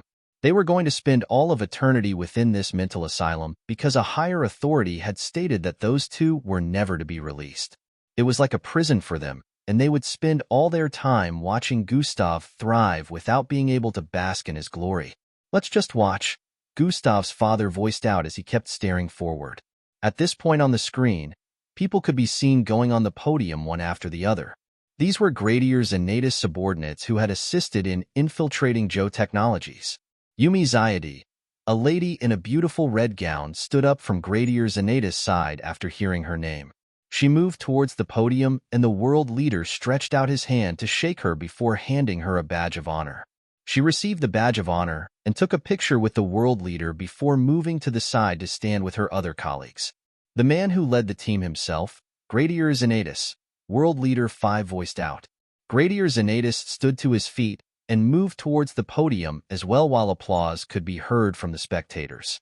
He shook the world leader's hand and received his honorary badge before moving to stand with the others. The honorary badges they were all receiving were a world standing token that meant they would no longer have to pay if they made use of business places belonging to the government. It also meant they would no longer need to pay taxes and were world-class citizens now. It was a world-standing recognition. At this point, only Gustav was the only one left while the others had received their honorary badges. Finally, our man of honor here, the one known as the savior who had brought down the evil mastermind behind the whole incident, Officer Crimson, the world leader voiced out with a tone of enthusiasm. Cheers! Cheers! Cheers! Loud cheers rocked the entire city and the world as a whole as people who were also viewing live stood to their feet and applauded as they watched Gustav walk towards the podium. Gustav felt the entire world was watching him as he elegantly walked toward the podium. He wasn't in any way nervous, instead he was glad this whole thing was one step closer to coming to an end. The world leader shook his hand and passed him the honorary badge that had 3 golden stars on it. Unlike the others, the world leader began explaining that not only does Gustav get the same benefits as the others, but he also gets a fully furnished house in any city he desires and a hovercar with a couple of millions in a new bank account. His material rewards were way higher than the others, and it seemed like it hadn't finished there. Officer Crimson also gets to visit the Oasis to do a 1-week channeling session within. The entire spectating crowd were astonished as they heard this. The Oasis was well known, but it was like a myth since it hadn't been mentioned in over 100 years. People knew it existed, but it had been said that no one was allowed to go near it again, but it looked like Gustav would be given that chance. Not only this, but on behalf of the 7 leaders, we are inviting Officer Crimson to take the spot of a chancellor and become a part of the world government, the world leader voiced out. Gasp! Despite this being a large and unbelievable offer, the people understood why Gustav was given such an opportunity. However, they wondered if he would take it. The 2 Grand Commanders had a slight look of surprise on their faces and stared at World Leader 7 for confirmation. So it's true? Gustav belongs on the field, not in some office wearing a suit. Great Commander Cheyenne voiced out. World Leader 7 slightly shrugged and voiced out. The kid should say no if he doesn't want it. It seemed like both of them were surprised the World Leader 7 would allow such a thing to happen. They could only hope Gustav would turn down the offer, but they knew how tempting it looked. Gustav didn't need to answer right away according to the world leader, so he could think about it. That decision looked like it was taken, so the world government wouldn't lose face before the world if Gustav decided to reject them. They knew he didn't care about anyone's position and would always do whatever was on his mind. After the world leader said a few more things, Grand Commander Cheyenne, who was well known than even the world leaders, walked onto the podium. Grand Commander Cheyenne was known for his multiple accomplishments in the past, as he had so saved the Earth on many occasions before reaching the very top. Everyone clapped as he arrived on stage, and also said a few things. All of the officers here are receiving a promotion today, and we hope that as you watch their stories unfold you can take motivation from them and become a savior of Earth too one day. Commander Cheyenne voiced out with a strong tone.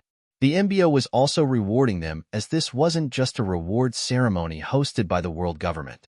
The ceremony went on for an hour more with a few well-known musical artists gracing the podium before it came to an end. They had told Gustav he was going to make a speech initially, but he told them to keep all that bullshit to themselves since he wasn't the type of person to come up and motivate others.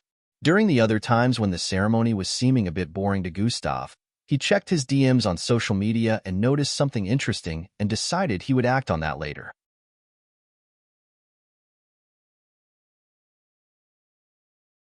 Chapter 958.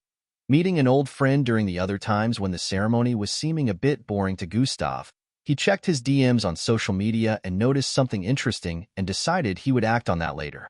At this point, prestigious people from all over were flocking around him and making small talk as they held up cups of wine. Although the ceremony had ended, this was the part everyone liked the most except Gustav. Officer Crimson, I assure you, if you take my daughter's hand in marriage, you can have 70% of my wealth to yourself. Officer Crimson, do give me a call later, okay? Officer Crimson, I would like to propose a partnership with your Crimson Hunting Agency. Officer Crimson, would you tutor my son?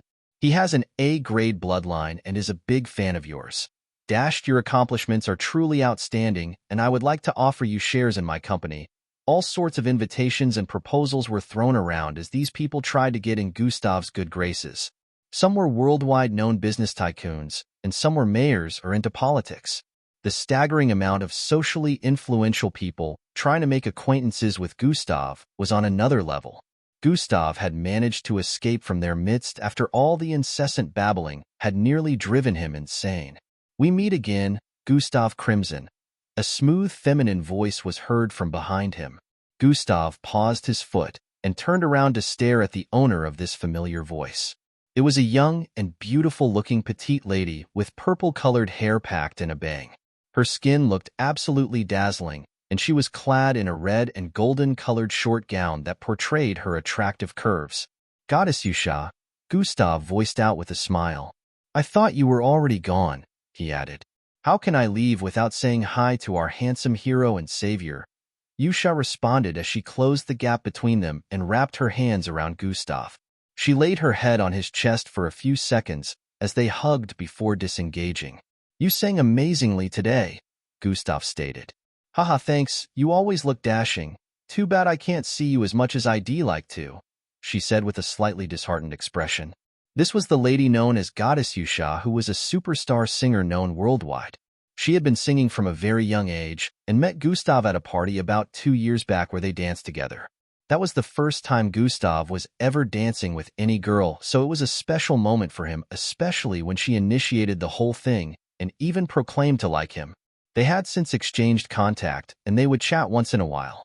Gustav was never really a social media person, so he wasn't always keeping in touch with her, while she mostly messaged him despite not having a lot of time because of her busy schedule. This was the second time they were meeting in person since Yusha had been called to perform here. "I take it everything is going well since I still see you on billboards with new albums here and there," Gustav voiced out. Yeah, remember the song I created because I got inspired by your story?" Yusha asked. "Yeah, I do. What about it?" Gustav asked. "It went on to win a couple of awards for me and was also top 1 trending on the worldwide music billboards for a long time," Yusha said with a look of adoration. Gustav didn't really understand how this whole music thing worked, but he knew that was a good thing, so he congratulated her, and they spoke for a few more minutes about other things. Occasional giggles could be heard from their direction, and one could tell that both of them had great chemistry. "Young Miss Yusha, we have to go," a man in a black suit voiced out from behind as he approached them. "I guess I'll see you again one day, Gustav," she said with a smile. Gustav nodded as she turned around to leave with the man. After moving a few steps forward, she paused and turned around. Gustav thought she forgot something, but then he spotted a rectangular-shaped paper in her hand. "My concert is in 3 months," she said while passing the paper to Gustav. "You're inviting me?" Gustav asked as he received the paper, which happened to be a ticket. "Yes, the details are all there, and this is a ticket you can use to bring others in with you if you're not coming alone," Yusha explained. "Yusha, am not sure." Gustav was cut short before he completed his sentence. "Please, Gustav, I want you to come. I will be very happy if I see you at the front lines cheering for me," she said with a pleading tone while holding his hands. "Also, don't you need to take a break from all these missions you undergo in the MBO? Please say yes, you'll come," Yusha added while making cute pleading puppy eyes. "Oh, okay, I'll come." Gustav finally gave in and she jumped into his embrace from excitement. "It's in 3 months, right?" he asked for confirmation. "Yes, 3 months," she said while disengaging. At this point, she was smiling sheepishly and turned around while waving. "I'll see you then," she voiced out before storming out of the hall with the man who came for her earlier. Gustav stared at the ticket for a few more seconds before putting it away. "This youngster sure has it easy attracting the opposite sex," a slightly raspy voice was heard from behind, causing Gustav to turn around. "Grand General Cheyenne," Gustav voiced out as he spotted the person who had just spoken. This man had white and gray hair with a rhombus-shaped green crystal in the middle of his forehead. His entire existence was oozing with a powerful and mythical aura. "Take a walk with me," Grand General Cheyenne proposed. Gustav nodded and followed right beside him as they discussed.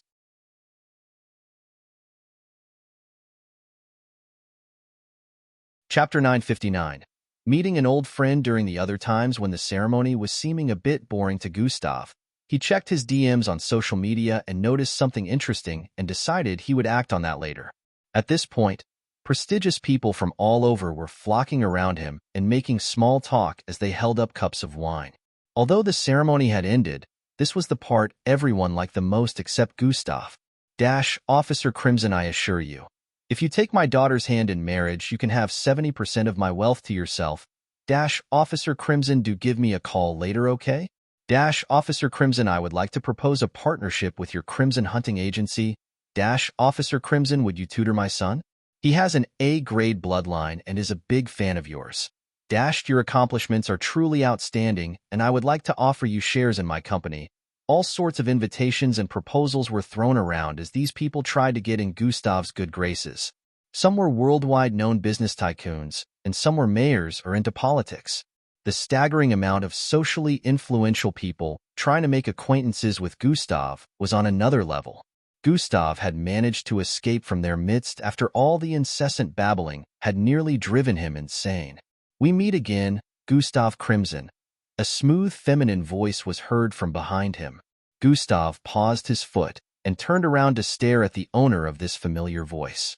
It was a young and beautiful-looking petite lady with purple-colored hair packed in a bang. Her skin looked absolutely dazzling, and she was clad in a red and golden-colored short gown that portrayed her attractive curves. Goddess Yusha, Gustav voiced out with a smile. I thought you were already gone, he added. How can I leave without saying hi to our handsome hero and savior? Yusha responded as she closed the gap between them and wrapped her hands around Gustav. She laid her head on his chest for a few seconds as they hugged before disengaging. You sang amazingly today, Gustav stated. Haha, thanks, you always look dashing. Too bad I can't see you as much as I'd like to, she said with a slightly disheartened expression. This was the lady known as Goddess Yusha, who was a superstar singer known worldwide. She had been singing from a very young age and met Gustav at a party about 2 years back where they danced together.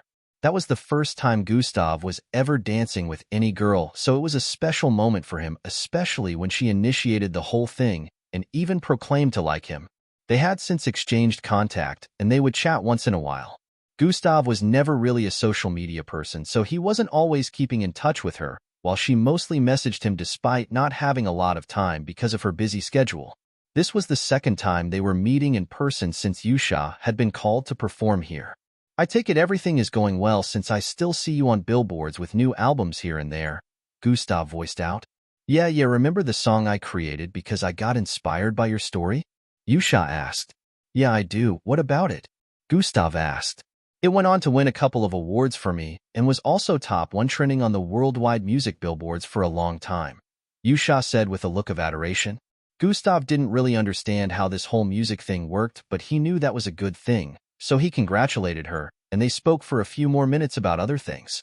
Occasional giggles could be heard from their direction, and one could tell that both of them had great chemistry. Young Miss Yusha, we have to go. A man in a black suit voiced out from behind as he approached them.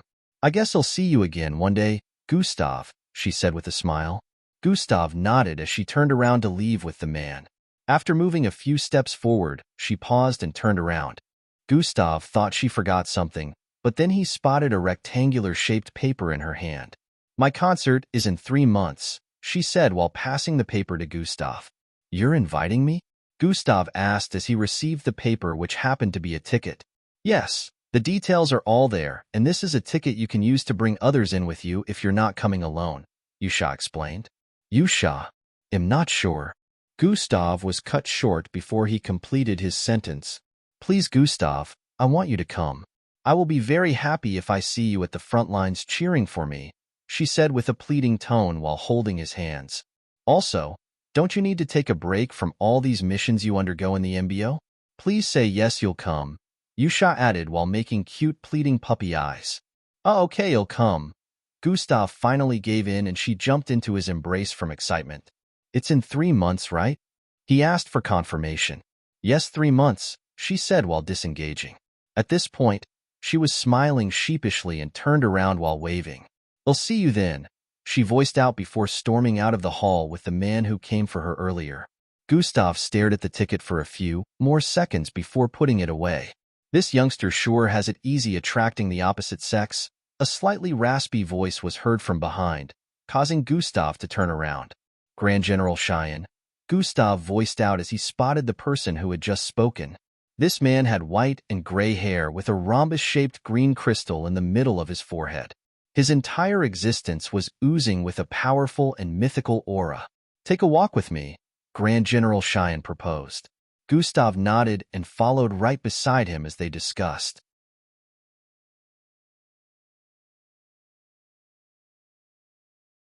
Chapter 960. Red Shadow's frustration. You didn't inform anyone because you didn't trust that the information couldn't be compromised since young Joe has pawns everywhere, Grand Commander Cheyenne voiced out with a tone of understanding. "Yes, at the time I decided it was better no one else knew except me," Gustav responded. That was indeed a good decision.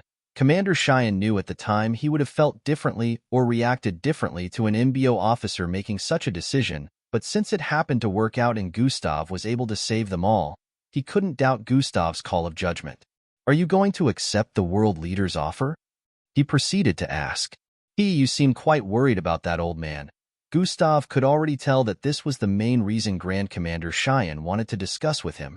"Indeed I am. The world government is trying to rope you and using the benefits this offers to rope you, and so you stay in the office, which would, in turn, hinder your potential to become more powerful, and they would be able to keep you under control," Great Commander Cheyenne stated. "And the MBO also wants me on their side so I can fight all their battles for them and become the next champion of the Earth. All in all, everyone wishes to keep me under control. Y'all are just using different means," Gustav said with an unbothered expression. Great Commander Cheyenne was speechless for a while, but then a smile appeared on his face. "Looks like you're quite self-aware. I keep forgetting that you have outwitted several smart enemies in the past, so you're not stupid in the slightest," he said with a slight look of admiration. Okay, old man. So what will you do?" Gustav paused for a bit as they arrived at one of the entry points of the hall. "We'll pick the best possible option that favors me. I only care about myself." In a flash, a few weeks had gone by since the reward ceremony, and the whole hype had begun to slowly die down. Although Gustav was still a worldwide known phenomenon regardless. Gustav was currently within the MBO tower sitting in his room as he went through some plans. "Now everything is set. I just need to head there tomorrow," Gustav voiced out as he stared at the holographic projection of a particular place. This place was surrounded by a body of water, erected within a massive hole in the ocean that never got filled up with water. The structure was a circular-shaped one with lots of floors, since it extended from the bottom of the ocean to the top.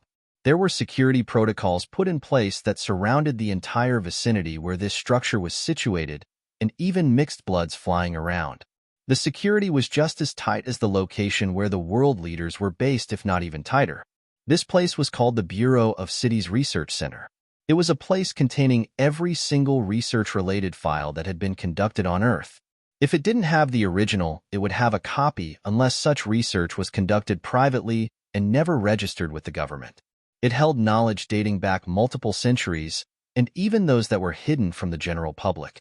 Some research was also being conducted here, as some of the best inventions had come from the Bureau. They had the power to confiscate any research they found dangerous, just like how they did with Scientist Sill.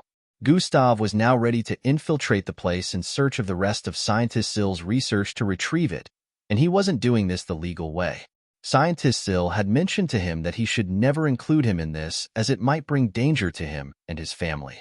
The research was supposed to be dead and buried, and he had been warned not to tell anybody about it, so if Gustav decided to make use of his current prestige to get the research back legally, he felt he might be endangering Sir Zill. Gustav wasn't the kind of person to repay good with evil, recalling everything Scientist Sill had done for him, so he decided the best possible way would be infiltration. Besides, the system also gave him that quest, so he didn't really have a choice. He just needed to make sure nobody ever found out. With the place being extremely tight and security, things would be difficult, but Gustav had already made plans on how to get in. 2 hours more, Gustav muttered after checking the time. PRRGGG. PRRGGG. He heard a ringing sound in his head and proceeded to bring out his phone from the storage device. Truin. After picking up the call, The holographic projection of a person in a mask appeared above the phone. Red Shadow, Gustav voiced out while raising his eyebrows. Look, I didn't want to disturb you again, but those idiots won't listen to me, Red Shadow voiced out from the other end. Did you tell them in detail about your discovery and show proof? Gustav asked.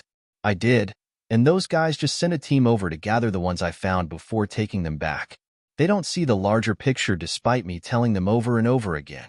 They say there is no conspiracy and working together with my organization on a mission was only a one-time thing, Red Shadow voiced out with a tone of frustration. They're not jumping on the case? Gustav asked. No, they're not. They don't share in my delusion apparently. No offense, Gustav, but the MBO is quite dumb to me. You guys need to purge the chain of command, Red Shadow responded with a stare of pity.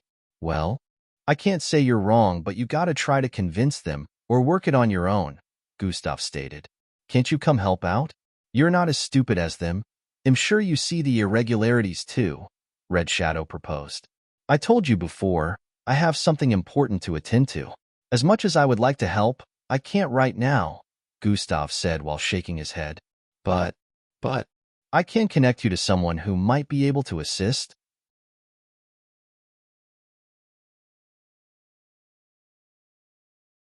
Chapter 961. Traveling to the Bureau, but I can connect you to someone who might be able to assist, Gustav stated. Through the mask, Red Shadow's face lit up with a hopeful look as he asked, Who? A few minutes later, Gustav had gotten off the call with Red Shadow after giving him the contact details of who he wanted to link him up with. It turned out that Red Shadow had been in contact with Gustav for the past week about a particular situation. The agency Red Shadow worked with had a mission for him where someone had asked them to investigate the increasing numbers of Ashy-infected people lately in a particular city. According to the reports, it had been taken care of by the MBO at the time, but then the infected mindless people kept coming back. At first, they came in groups of 10, and then it kept increasing even though the MBO would usually take care of the situation quickly before it got out of hand. However, it was starting to look like a pattern, and the person who gave the mission to the agency Red Shadow worked with felt they weren't safe anymore within the city walls because these infected people kept coming back. Red Shadow inspected several, and it was proven that the city had been neutralized of Ashy-infected people several times, and they had ways of scanning across the city for any infected people before it graduated to a stage of insanity. This meant the infected ones that had already gone insane were coming from somewhere else. Red Shadow, upon investigating for some time, needed backup and informed the MBO that there might be a conspiracy somewhere. The infected would usually turn mindless after some time, which would in turn make it look like they were brain dead. However, after it graduated to a stage where their infection could no longer be contained, the infected would turn bloodlust. They would still be mindless and unreasonable, but they would be out for blood. These were usually the ones that appeared in that particular city, and it had been happening for some time. Red Shadow was sure that something was up somewhere, but he needed to work with others. After seeing how unreasonable the MBO was, he asked Gustav for help with it, but Gustav was busy trying to make plans to complete his quest. Gustav just sent him to some officers with a plea, and they didn't join him in investigating as he expected. They still doubted that Red Shadow was onto something. If Gustav was directly involved, it wouldn't be that way, but because Red Shadow was from a private mixed blood agency, they didn't take him seriously. Gustav wanted to focus on completing his quest before he gave this situation a thought. Right now, Red Shadow had called to complain again, and this time Gustav connected him with Gradier Zanatus, who was now a major Gradier. Gradier Zanatus was now higher in rank, so definitely he could use his power to pull some strings and assist Red Shadow. 2 hours went by in a flash, and Gustav stood to his feet and moved to the mirror. Currently, he was clad in a brownish uniform with the MBO emblem on his right chest pocket. Wriggling sounds rang out as his face changed color and his body turned a bit slimmer with slightly pale skin. Gustav now looked like a completely different person. He smiled as he tapped on his dimensional bracelet. Time to go, Gustav said internally as he picked a location. Zing. He appeared within private airspace in the next few moments. His sudden appearance was a bit eye-catching as some of the other officers waiting around here stared in his direction. This private airspace was secluded from the other parts of this airport. Right in front of it, one could see an MBO emblem. In this airspace, About 6 other officers were waiting by the side, and it looked like Gustav was the last to arrive. They were all clad in brown uniforms like him, but they all looked older than he was. "Yo, looks like this young officer is also being added to the ranks," one of them voiced to the person beside him. Gustav moved to the side and stood a few feet away from the aircraft that was currently booting. They all waited by the side for about 2 minutes before a high-ranking MBO officer arrived in their midst. "Officers, we will be leaving now. I'm sure you all know the drill, but introductions will be needed for better cooperation at the Bureau," this high-ranking female officer voiced out as she turned to stare at the first person on the left. "You start first," she stated. "I am Officer Gonzalez." She turned towards the next person, who in turn voiced out his name next. "Officer Shepard." "Officer Noah." "Officer Nicole." "Officer Uzumaki." "Officer Chung." When it was finally Gustav's turn, he voiced out his fake name as well, "Officer Tantrum, PFFFFDD." Some of them burst into laughter as they heard that. "Did you throw tantrums as a kid, or what?" "Ha ha ha," one of them voiced out while laughing loudly. The high-ranking female officer gave them a stern glare that caused the place to quieten in the next instant. Their smiles faded as they took on a look of respect. "I am Officer Mila, and to make things easier, I'll just call you all by numbers," she said while raising her hand to point. "Number 1. Number 2. She gave them numbers according to how they had introduced themselves, and Gustav ended up with the number 7. Afterwards, they moved into the plane, strapping themselves in as they prepared for flight. Some of the officers were already making connections and talking to each other. Amongst all 7, only one was a female officer while the others were just males.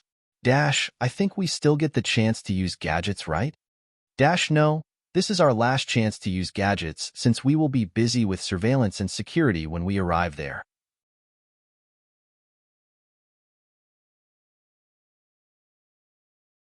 Chapter 962. Arriving at the Bureau I'll let me savor the picture of my savior one last time then. This was the dialogue of 2 male officers chatting opposite Gustav. Gustav saw the other officer open a picture file on his gadget, and surprisingly Gustav's picture appeared on the screen of the gadget. His next action nearly made Gustav puke. Mwah. The officer planted a saliva-filled kiss on the screen of the gadget right on Gustav's lips on the picture. "Number 2. What the hell are you doing?" Number 3 yelled from the side. "What? I'm in love with Officer Crimson. Or am I not allowed to?" Number 2 said with a slightly girly voice. Gustav felt the urge to throw up once more, but he held it in. "Number 7, you want some?" Number 2 asked while showing Gustav a picture of Gustav. "Nah, I'm good," Gustav responded. "I was never gonna share him with you anyways," Number 2 stated with a humph. "Okay," Gustav said internally with a slightly awkward look. "Don't mind Number 2, he's been that way since he arrived here," Number 5 voiced out with a feminine tone from the side. The person sitting beside Gustav was the only lady on the team. "My see," Gustav responded. 7, this is your first time serving at the Bureau, right?" she asked. "Yeah, it is," Gustav responded. "Then you can always come to me for help," she said with a smile. Everyone here was older than Gustav, so he could tell Number 5 was trying to play the role of a big sister at this moment. "Sure, I'll bother you when I need help," Gustav responded. The flight was scheduled to be around 2 hours since they were in quite a speedy aircraft. It turned out a team of MBO mixed bloods were being swapped out for this particular team. Usually there were around 10 teams of officers tasked with the security of the Bureau, and now that a team was being swapped out, this team would be taking care of the previous team duties. These rounds were usually swapped every 6 months, so it would take another 6 months before this team would be swapped again. Gustav had stole the identity of another officer he currently held in captive unbeknownst to them. This officer had been in the MBO for about a year, so he was still relatively new compared to the others, but then his rank was the same as the others because he had climber up pretty fast even though it couldn't be compared to Gustav's speed. Everyone here was a kilo ranked except for the officer whose identity was stolen by Gustav, so it was convenient enough for Gustav to use his identity. The original Officer Tantrum was out cold and Gustav knew he only had limited time before he regained consciousness. He had to be done and out of here before the time came for him to regain consciousness. A timer was set in Gustav's dimensional bracelet that would instantly teleport him out of there when it was time for Officer Tantrum to regain consciousness. The main objective was to retrieve Scientist Zill's files without any suspicions. About 2 hours later, an area within the ocean was spotted where waves were not being generated. This part of the ocean was quite calm, and in a few they had spotted a massive cave-in within the ocean with an outstanding circular-shaped structure in the middle. The structure at the top resembled ice that was shaped like an onion. It was really large, and the airplane slowly descended as it arrived in that area. Mixed bloods could be seen flying around the place, and one of them paused in mid-air a few feet away from the aircraft. Confirming aircraft serial code. A call was coming in from the mixed blood in front, and the pilot answered with the expected aircraft code. They were given clearance for landing, and an invisible opening appeared on the force field surrounding the structure. Zish. They landed on the west side where a small private hangar was exposed. 2 MBO officers were already awaiting them and stood in place as they got off the aircraft. Officer Mila. Both officers saluted with a look of respect the moment they all filed out of the aircraft. It turned out that Officer Mila was the main officer in charge of the MBO officers securing the bureau. She nodded at the officers, and they led them to the small stairway that led to the top floor on the bureau. Gustav and the others arrived at a hallway top floor and followed the officers who were initially waiting for them at the roof. The entire place was made of icy-like walls, so even the walls were translucent along with the floors. They passed by some people working here who were clad in whitish outfit. Every person working in the Bureau of City's Research Center was a scientist or relayed with science and technology in one way or the other. The white uniform was their outfit, so besides people in white, the only other color that could be seen in the Bureau was that of the MBO. The 2 officers lead all 7 of them to a particular place within the top floor that was exclusive to the MBO officers only. When they got into this place, they found out it was the operating room for cameras all across the Bureau. There were lots of holographic screens lined up in mid-air that displayed scenes from every single floor within the Bureau. The Bureau apparently was as big as an MBO tower. There were over 1,000 floors, and there were other screens displaying different angles outside the structure, which also showed how the waves outside were falling in without making contact with the building. The only reason the Bureau wasn't reaching the space like any of the MBO towers despite being as large was because it was erected in the middle of the ocean. The ocean was quite deep itself.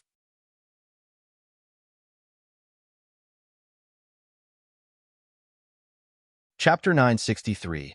Difficulty level increased. Lots of people moving about in white outfits could be seen, with some placing some information into holographic computers. Multiple libraries made some information available in general. They had books on paper, and also some circular objects that stored information.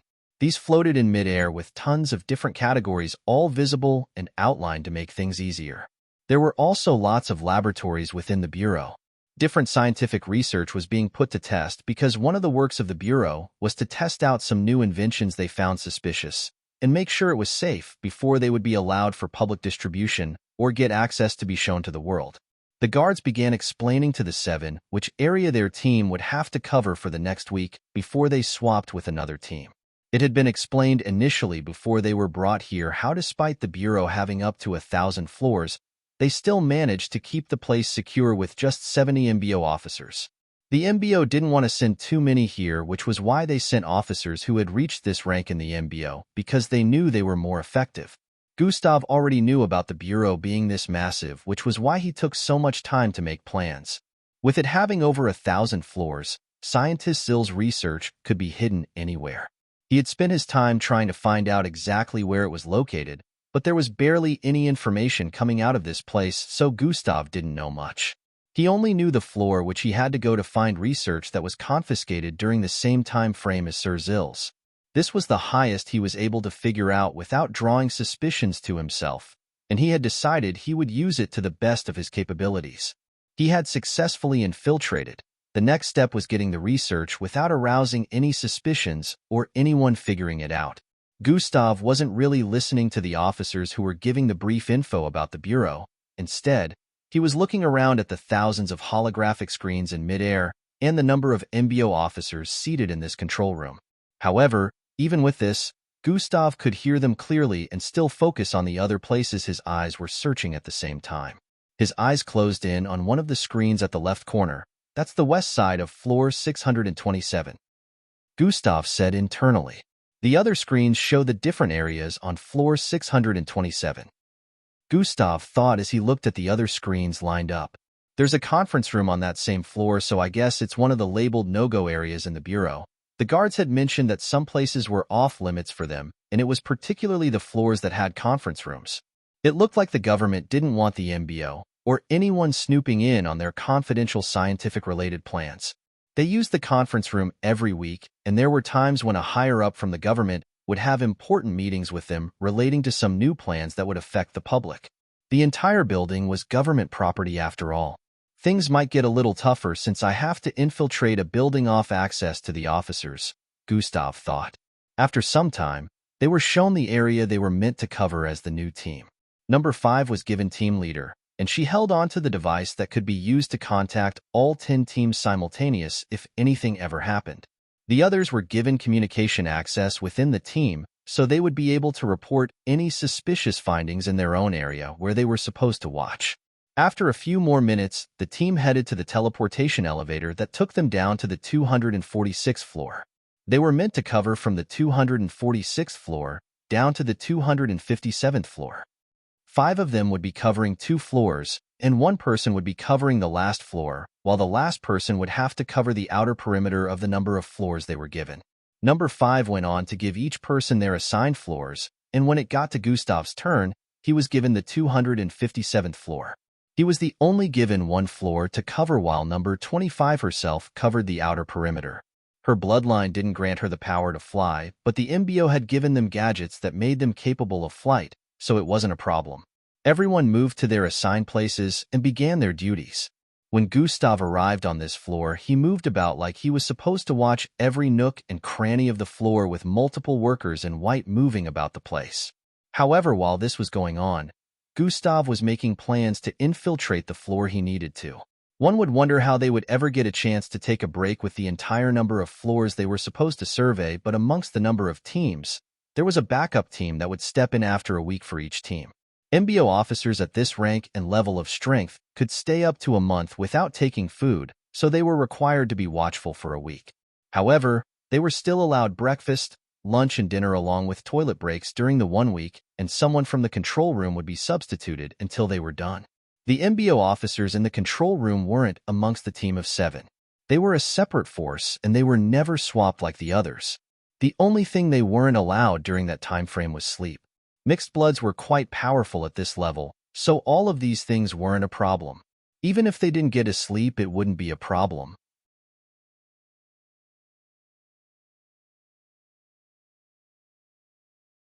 Chapter 964. Red Shadow and Gradier's Inatus collaboration. They only needed to bear this for around 6 months before they were swapped with a new team, so they didn't see it as a problem. Their pay was astronomically increased during this time frame as well.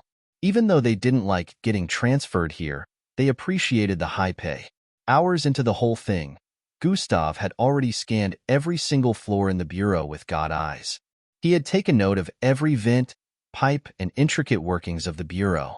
The next step was to put his plans into motion.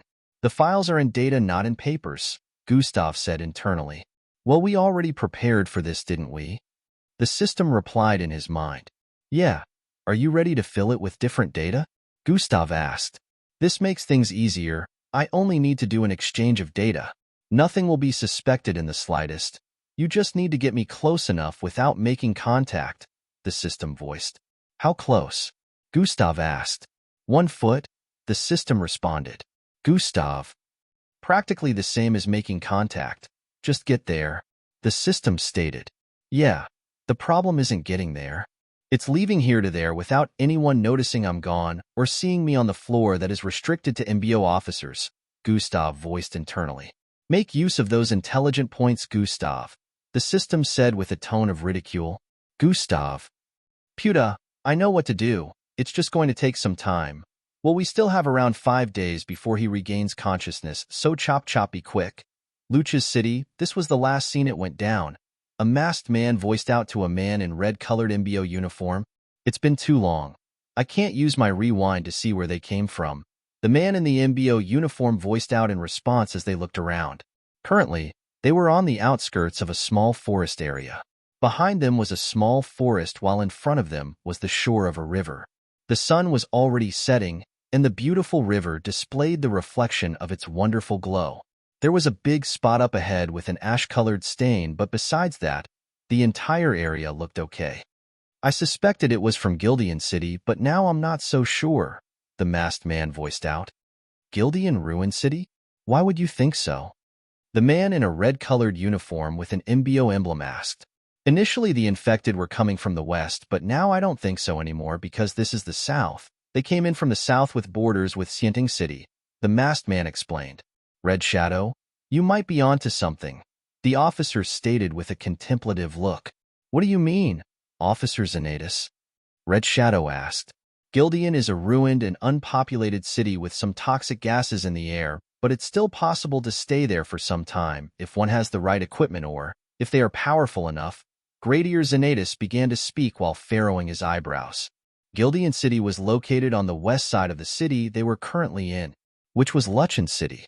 If this is a kind of conspiracy, whoever is involved might have noticed that things were starting to get suspicious and change their mode of doing things, Gradier Xanatus added. But a lot of things still don't make sense. What is the endgame with this? Red Shadow said with a look of confusion. That's what we need to find out, but one thing we can be sure of is, it's nothing good, so we have to stop it before it actually comes to fruition, Gradier Xanatus responded. So we're going to Gildian City again then? Red Shadow asked. Again? Gradier Xanatus questioned. Last time it was with the young miss when we were on that last operation, Red Shadow explained. Oh, the young miss. A smile appeared on Gradier Xanatus' face as he voiced out.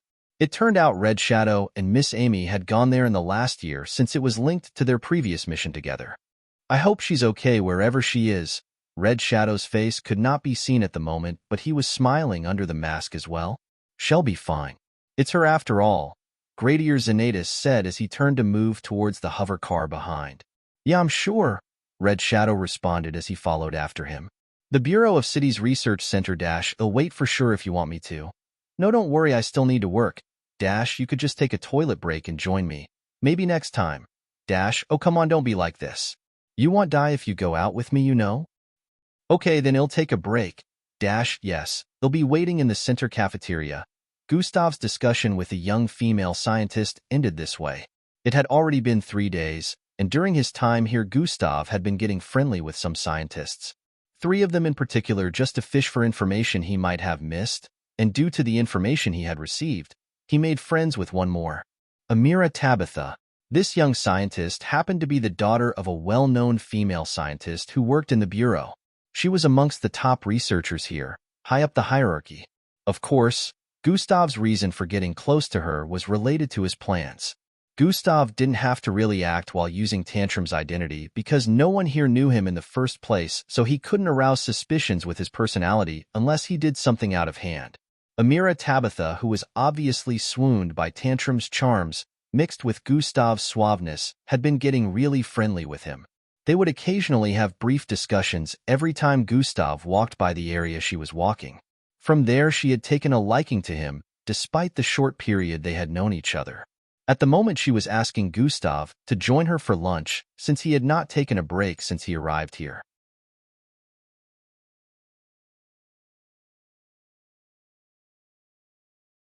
Chapter 965. Marry Me. At the moment, she was asking Gustav to join her for lunch, since he had not taken a break since he arrived here. They all had their rooms, but unlike the officers, the scientists had resting time and could even leave the bureau whenever they wanted to. She was disheartened seeing that Tantrum was on this floor every time she came by in the last 3 days, even though he had told her not to worry about it. Gustav eventually took a break and decided to join her for lunch. A7 is taking a break? He only surveys one floor, why does he get to take a break? Some of the other teammates were not so satisfied after hearing number 7 was given access to take a 30 minutes break. Someone from the control room would be taking his place in the meantime. Some of them had taken one break or the other during the last 3 days, but they felt it was justified since they had to surveil 2 floors. Meanwhile, Gustav only had to surveil 1. Number 5 didn't care about their tantrums and gave 7 the break regardless. Tell me, what do you enjoy doing in your free time? Amira questioned as they had lunch. Mostly reading, Gustav responded before taking a bite at the dish before them. You read? What types of books? She seemed quite surprised as Gustav mentioned this. Novels, science, history, martial arts, astronomy, practically everything, Gustav answered. Amira usually knew the MBO as a combatant force, so she had a kind of mentality that they only cared about strength. She didn't believe Gustav was into knowledge, so she began to ask him questions. Who is the most decorated fictional author to date? She questioned. 21st century, Tim Vick. Who created a cure for cancer? Scientist Neville and Chase. Complete this scientific term an acting body can only be. She kept throwing questions at Gustav from all fields, ranging from science to literature to history and others. Gustav answered every single question with ease, making her look more astonished by the second. Don't forget your meal, Gustav reminded her after noticing she had stopped eating and kept staring at him with a look of disbelief. Marry me, she voiced out subconsciously. Huh? Gustav exclaimed. Asterisk cough cough asterisk sorry about that. Her face turned beet red as she coughed repeatedly before grabbing a glass of juice by the side and downing it. HNMM? Gustav nodded and continued eating. I'm just so shocked that you're so knowledgeable. And not just a muscle head with a handsome look, she said with a fawning look. Gustav looked unmoved in reality, but internally he was smiling because things were going exactly as planned. I know a lot more than you think. If my family wasn't led by a commander from the MBO, I would be a scientist by now, Gustav voiced out as he drank from a cup with a calm look. Looks like you're not in the MBO by choice. I know how that feels. I also wanted to be something different myself, but my mother dragged me into this line of work because of my high intelligence, Amira voiced out with a relatable tone. So what did you want to be then? Gustav asked. I actually wanted to join the MBO, but I was born with a C-grade bloodline, and my parents love competition. They didn't think I could become the best with a C-grade bloodline, so I should have been a scientist since with my IQ, I could do pretty well in the science world, so long as I was taught properly, Amira voiced out lengthily. Don't be mistaken, I do love my job as a scientist and already have a few accolades to show for it, but sometimes I wonder how things would have become if I had joined the MBO, she added. I wonder how things would have become if I had been a scientist too, Gustav voiced out with a tone of defeat. Both of them kept eating in silence for a bit before Gustav suddenly spoke. I have an idea, he voiced out. Huh, what is it? Amira asked with a look of curiosity. We could. Gustav suddenly stopped talking at this point. We could what? She asked.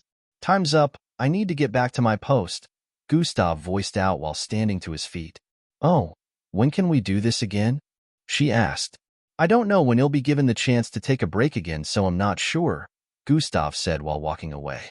Amira had a look of longing on her face as she watched Officer Tantrum walk away.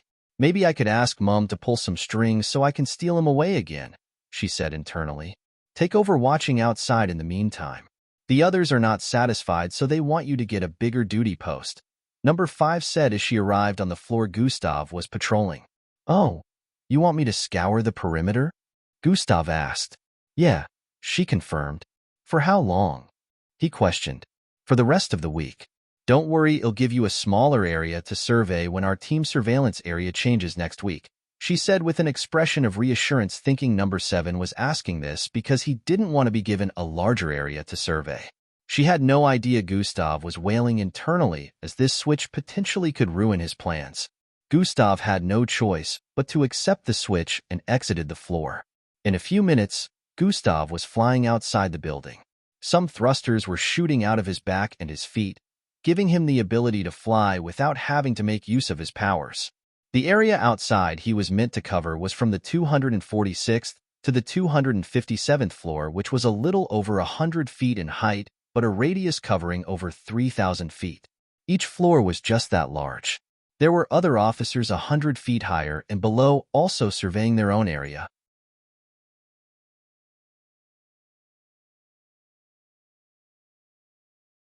Chapter 966. Dimensional travel unavailable. This whole situation had caught Gustav off guard since he was supposed to remain on the 257th floor and keep in contact with Amira to achieve his objective. If he was made to stay here till the end of the week, it would be messing with the plan since the real Officer Tantrum would have regained consciousness by then. Gustav had kept him in a spatial prison, but eventually, the spatial prison would lose power if he wasn't there to enforce it, which would lead to Tantrum breaking out. He could access it from anywhere, but he couldn't just disappear at any time he wanted to for a long period of time. He just knew he had to find a way to maneuver this whole situation in his favor. While Gustav flew around the premises of the Bureau, he inspected the entire environment. The outside was dimly lit, and the oceanic waves falling in were only a few feet away from making contact with the structure. With this amount of depth, the waves should be making contact, but when Gustav moved closer to the waves to inspect the weird phenomenon, he noticed something. He tried to touch the waves and noticed that his palm was being repelled by an invisible force. This force was responsible for not making the waves collide with the structure.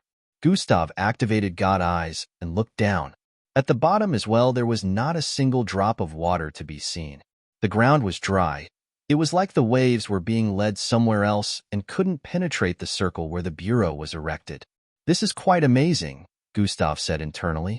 "But this energy seems familiar, isn't it?" Dimensional and anti-dimensional energy mixed together. The system completed his sentence. "Yeah, that's why it felt so strange and I couldn't identify it at first. How are they able to make use of both of them in the same place?" Gustav was astounded.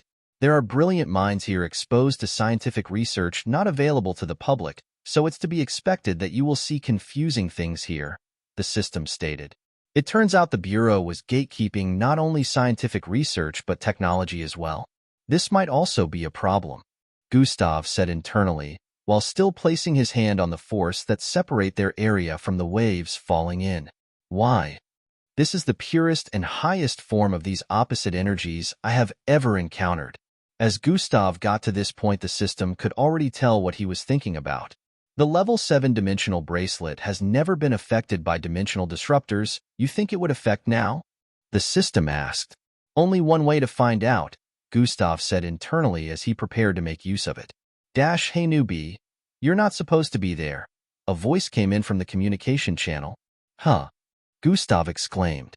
The sensors in the control room go off whenever there is contact with the dimensional barrier. It has been going off repeatedly. "We understand you're new, but stay away from the barrier." "Yes, sire." The call ended at this point and Gustav moved away from the barrier. He continued flying around the building as he came up with different plans. Turned out the officers in the control room didn't think it could have been an intruder since they were immediately able to tell that the person assigned there was causing the issue. This made Gustav wonder just how long it had been since the Bureau actually had any issue of infiltration or getting attacked. Man, this is always boring. Nobody ever attacks the Bureau. It's been centuries since the last attack, which failed woefully because at the time Sir Jack was the one assigned to protect the Bureau. I read about that too. He overpowered all the opponents who were aliens that had sneaked into Earth with one of our spacecraft. Since then no one had ever tried it, which makes things awfully boring. You all, that doesn't mean you should slack off. These were the responses of the others when Gustav asked his question through the team channel. Even though the officers were still on the alert, Gustav could tell that they were still pretty laid back, which meant they wouldn't notice if he disappeared for a little bit. A few seconds of disappearance was okay, but Gustav wouldn't risk anything beyond that. As this thought came to mind, Gustav activated the dimensional bracelet. He needed to be sure that dimensional travel was possible at this moment. Gustav stared at the notification on the dimensional bracelet with an "I knew it" look. He thought this might happen from the moment he figured out about the dimensional and anti-dimensional field surrounding the entire vicinity. This was the first time the dimensional bracelet was inefficient under the coverage of a dimensional disruptor. If the dimensional bracelet had worked, he would have returned here in the next instant, but Atlas, the situation had taken a turn for the worse. Leaving here might be a bit of a hassle, but it turns out I can still mark this location as a checkpoint. Gustav was a bit surprised after he noticed this, but he deciphered it in the next instant. "So that's it. Then I just need to make changes to the plans," Gustav said internally. "Getting out of here might be cumbersome without bringing about suspicions, but it's definitely possible. Might have to cause a ruckus though," Gustav thought as multiple plans began to formulate in his head. "Not a bad plan, but don't forget, our main issue is still getting close enough to where the files are stored." the system reminded. Being outside might not be as bad as I thought. A few seconds disappearance might go unnoticed, so I can do this, Gustav thought as he brought out a thumb-nail-sized circular item. Gustav proceeded to place this item on his forehead, and in the next instant he disappeared. Cognitive concealment has been activated.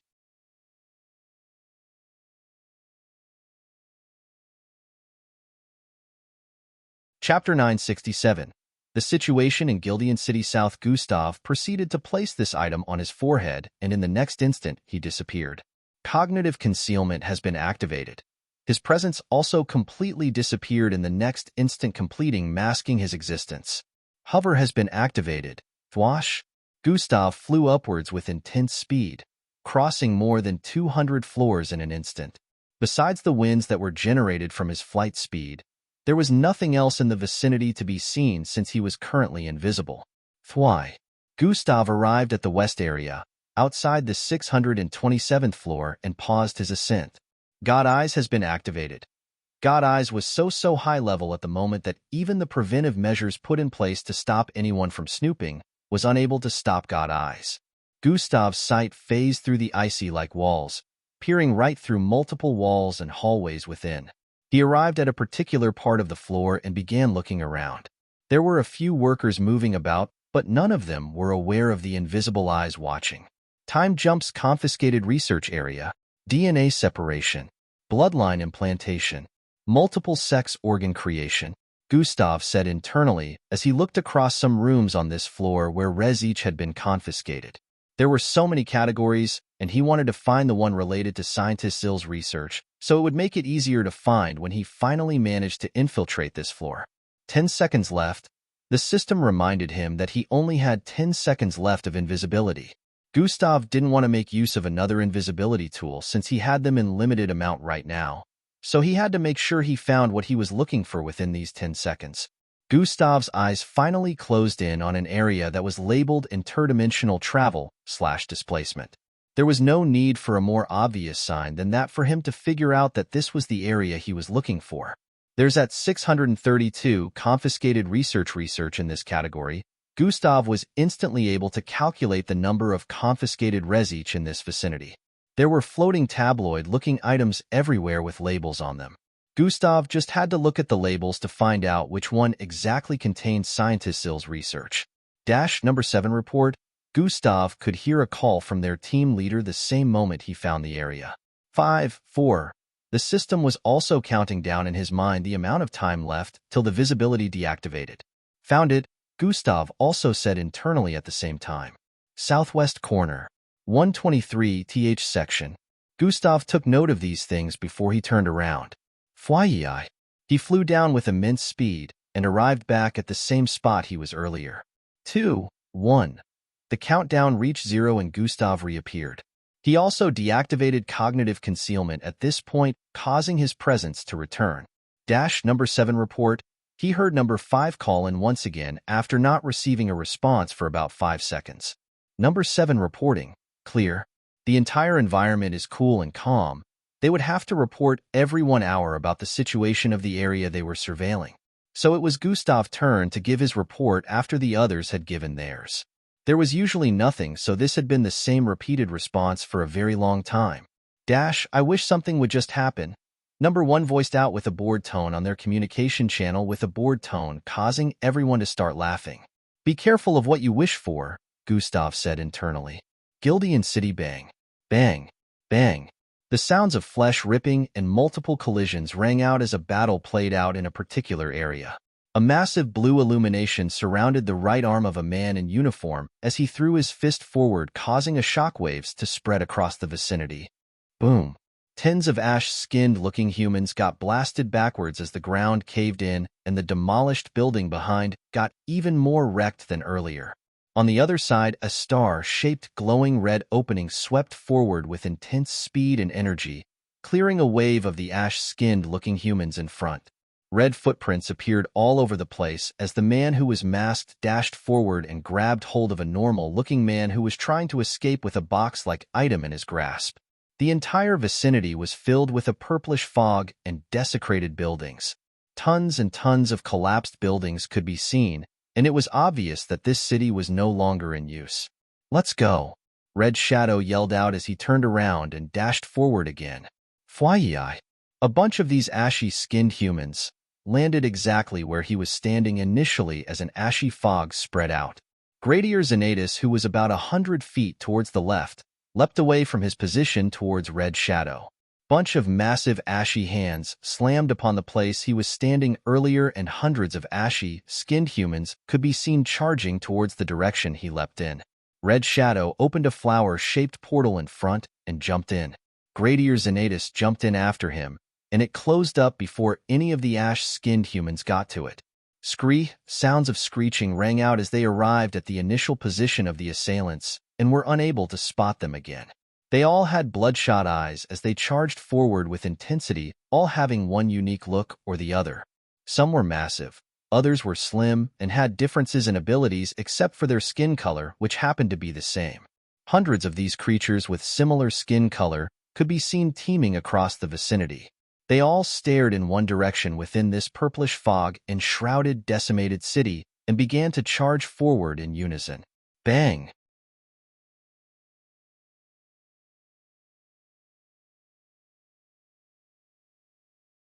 Chapter 968. Let me savor the picture of my savior one last time then.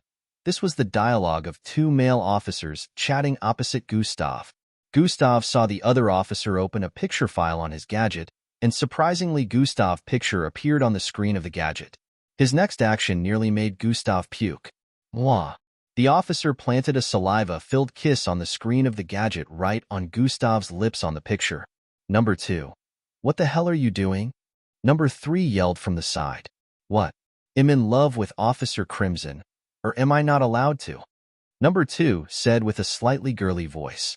Gustav felt the urge to throw up once more, but he held it in. Number 7, you want some? Number 2 asked while showing Gustav a picture of Gustav. Nah, I'm good, Gustav responded. I was never gonna share him with you anyways, Number 2 stated with a humph. Okay, Gustav said internally with a slightly awkward look. Don't mind Number 2, he's been that way since he arrived here. Number 5 voiced out with a feminine tone from the side. The person sitting beside Gustav was the only lady on the team. My see, Gustav responded. 7, this is your first time serving at the bureau, right? She asked. Yeah, it is, Gustav responded. Then you can always come to me for help, she said with a smile. Everyone here was older than Gustav, so he could tell Number 5 was trying to play the role of a big sister at this moment. Sure, I'll bother you when I need help, Gustav responded. The flight was scheduled to be around 2 hours since they were in quite a speedy aircraft. It turned out a team of MBO mixed bloods were being swapped out for this particular team. Usually there were around 10 teams of officers tasked with the security of the bureau, and now that a team was being swapped out, this team would be taking care of the previous team duties. These rounds were usually swapped every 6 months, so it would take another 6 months before this team would be swapped again. Gustav had stole the identity of another officer he currently held in captive unbeknownst to them. This officer had been in the MBO for about a year, so he was still relatively new compared to the others, but then his rank was the same as the others because he had climber up pretty fast even though it couldn't be compared to Gustav's speed. Everyone here was a kilo ranked except for the officer whose identity was stolen by Gustav, so it was convenient enough for Gustav to use his identity. The original officer Tantrum was out cold and Gustav knew he only had limited time before he regained consciousness. He had to be done and out of here before the time came for him to regain consciousness. A timer was set in Gustav's dimensional bracelet that would instantly teleport him out of there when it was time for Officer Tantrum to regain consciousness. The main objective was to retrieve Scientist Zill's files without any suspicions. About 2 hours later, an area within the ocean was spotted where waves were not being generated. This part of the ocean was quite calm, and in a few they had spotted a massive cave-in within the ocean with an outstanding circular-shaped structure in the middle. The structure at the top resembled ice that was shaped like an onion. It was really large, and the airplane slowly descended as it arrived in that area. Mixed bloods could be seen flying around the place, and one of them paused in mid-air a few feet away from the aircraft. Confirming aircraft serial code. A call was coming in from the mixed blood in front, and the pilot answered with the expected aircraft code. They were given clearance for landing, and an invisible opening appeared on the force field surrounding the structure. Zish. They landed on the west side where a small private hangar was exposed. Two MBO officers were already awaiting them and stood in place as they got off the aircraft. Officer Mila. Both officers saluted with a look of respect the moment they all filed out of the aircraft. It turned out that Officer Mila was the main officer in charge of the MBO officers securing the bureau. She nodded at the officers, and they led them to the small stairway that led to the top floor on the bureau. Gustav and the others arrived at a hallway top floor and followed the officers who were initially waiting for them at the roof. The entire place was made of icy-like walls, so even the walls were translucent along with the floors. They passed by some people working here who were clad in whitish outfit. Every person working in the Bureau of City's Research Center was a scientist or relayed with science and technology in one way or the other. The white uniform was their outfit, so besides people in white, the only other color that could be seen in the Bureau was that of the MBO. The two officers lead all 7 of them to a particular place within the top floor that was exclusive to the MBO officers only. When they got into this place, they found out it was the operating room for cameras all across the Bureau. There were lots of holographic screens lined up in mid-air that displayed scenes from every single floor within the Bureau. The Bureau apparently was as big as an MBO tower. There were over 1,000 floors, and there were other screens displaying different angles outside the structure, which also showed how the waves outside were falling in without making contact with the building. The only reason the Bureau wasn't reaching the space like any of the MBO towers despite being as large was because it was erected in the middle of the ocean. The ocean was quite deep itself.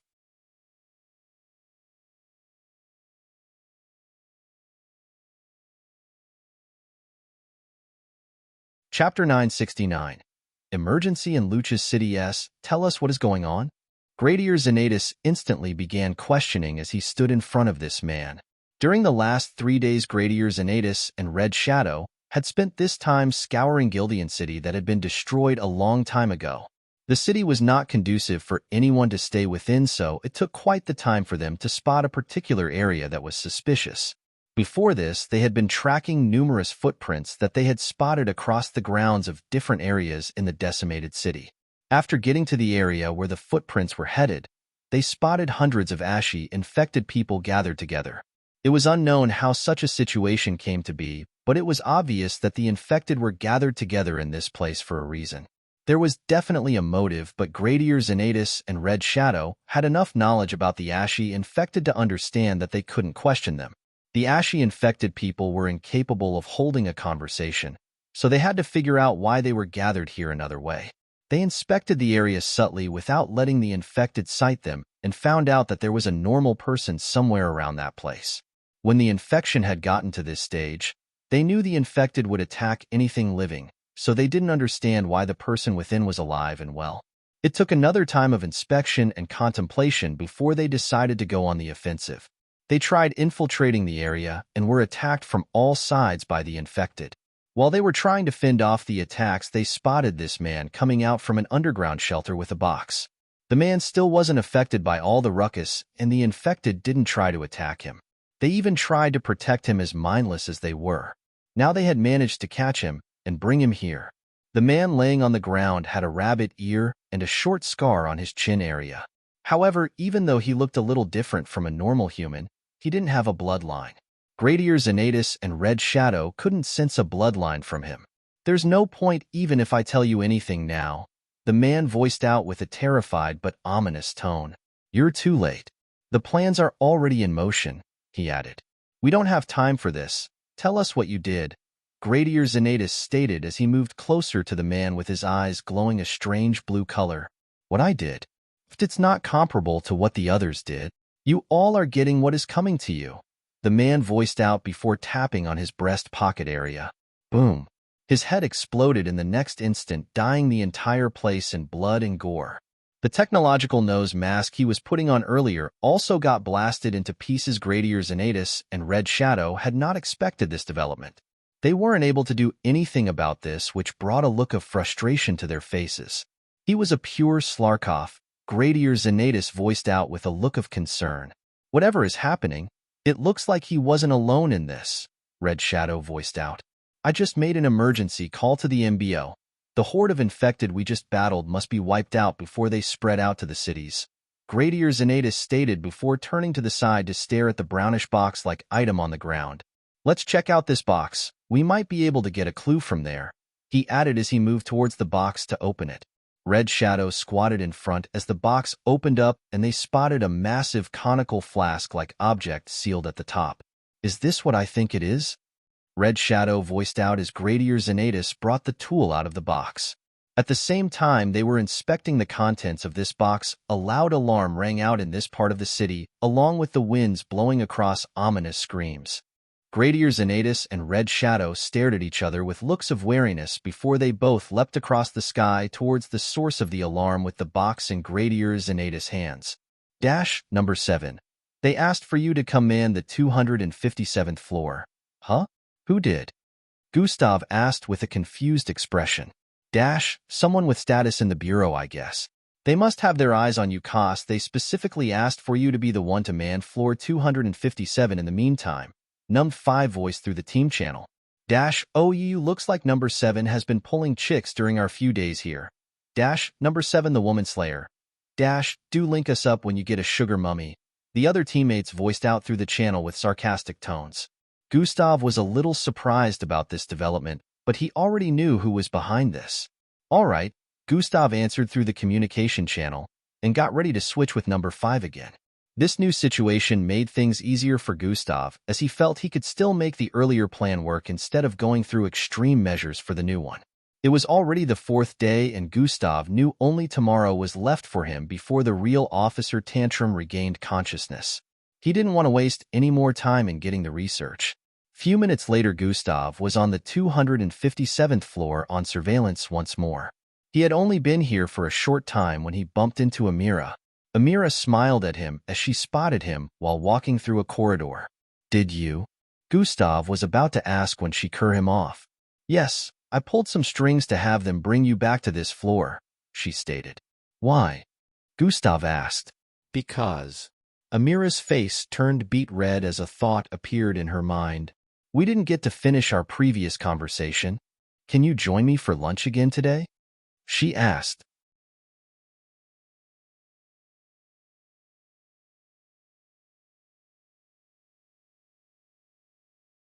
Chapter 970. Switching identities. We didn't get to finish our previous conversation. Can you join me for lunch again today? She asked. I have to work, but maybe in an hour, Gustav responded. That will be great. They'll be expecting you on this floor cafeteria in an hour, she said before walking away with a face full of smiles. Gustav could tell that Amira was already starting to crush on Officer Tantrum, since she went this far just to get him here.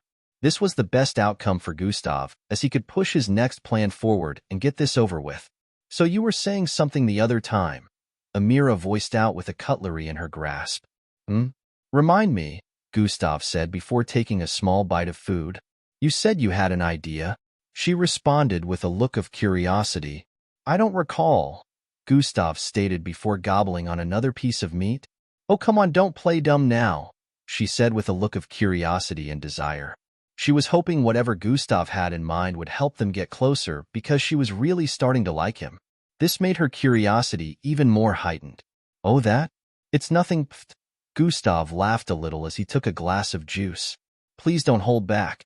Tell me what you had in mind. She didn't seem like she was ready to back down anytime soon. Internally, Gustav was glad, but on the surface he acted like it was going to be bothersome. Okay. He finally gave in while putting down the cutleries in his hands. Remember we talked about how I wish to be a scientist and how you wish to be a part of the MBO, but we both didn't get what we wanted because of our family? Gustav asked. Yes, I do, she replied. Good. What if I told you that there was a way for us to make that happen temporarily? Gustav voiced with a low tone while moving his face forward for her to hear him clearly. A way for me to become a part of the MBO, or a way for you to become a scientist? She questioned. Both, but only temporarily though, Gustav clarified. How is that even possible? Amira was starting to think Gustav was joking or something. It is. There is a way we can switch roles for a brief period of time. You get to experience life as an MBO officer during this time, and I get to experience life as a scientist. It's a win-win for both of us, and when we're had our fun we can switch back.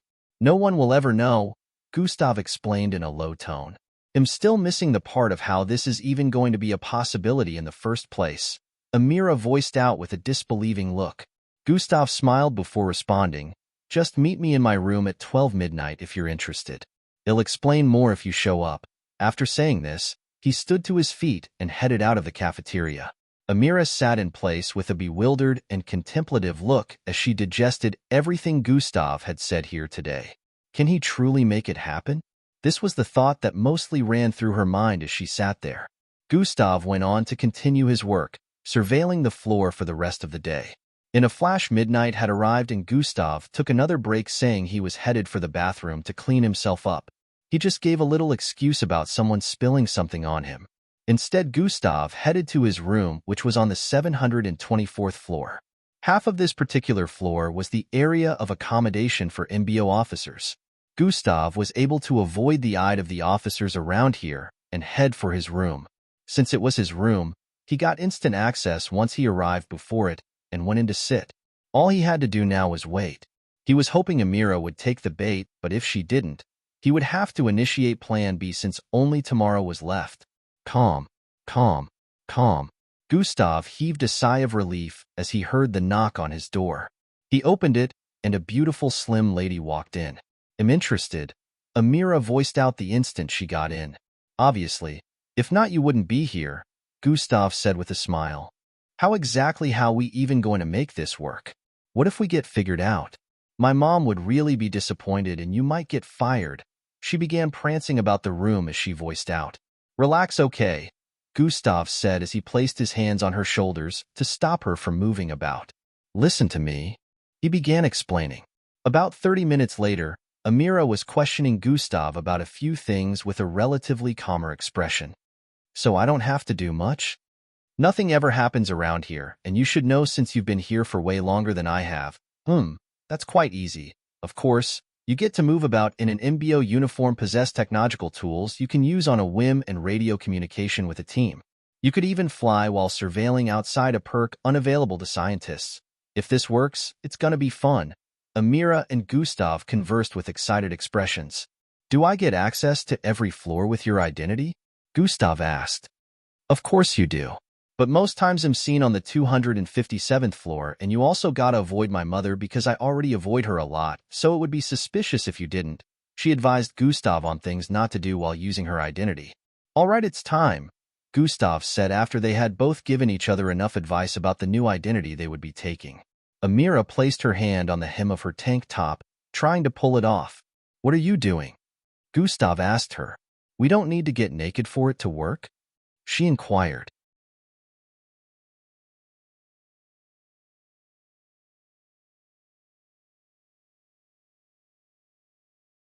Why does the Bureau confiscate so many research? Gustav wondered as he noted the different categories and names of these confiscated research that sounded like inventions that could really be useful. Gustav understood that some research might spell instability and may be dangerous for the public if allowed to continue, but what about cases like scientists ill? What exactly is their motive for confiscating something that could potentially save the world?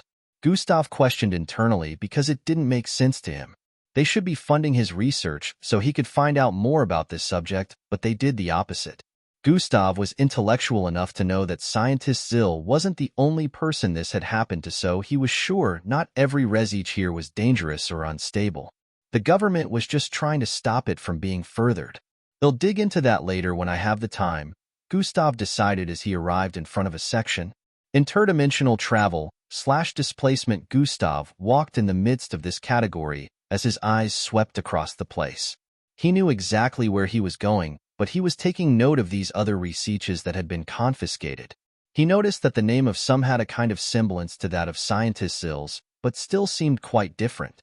He suddenly paused his footsteps as he noticed one by the 5 places to the right. Warp demolator theory. Gustav's eyes were locked on this particular one because it was named after a term that had been mentioned in scientist Zill's research. Looks like there are others who might have the same or similar knowledge about this matter with scientist Zill, Gustav said internally before he kept moving along. In a few seconds, he arrived in front of the one he had been searching for. Planetary placement dimensional theory. Gustav stared at the floating tabloid-shaped item in front with the glowing label above it. System, are you ready? Gustav asked. Way ahead of you. I have began copying the data already, the system responded.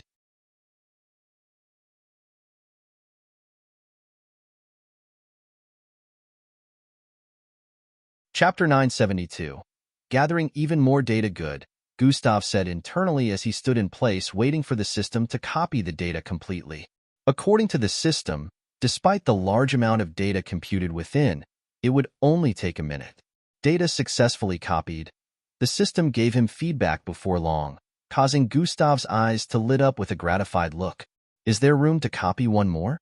Gustav asked as he turned to stare in a particular direction. The warp demolator theory? The system already knew what Gustav had in mind. Yeah, Gustav responded internally.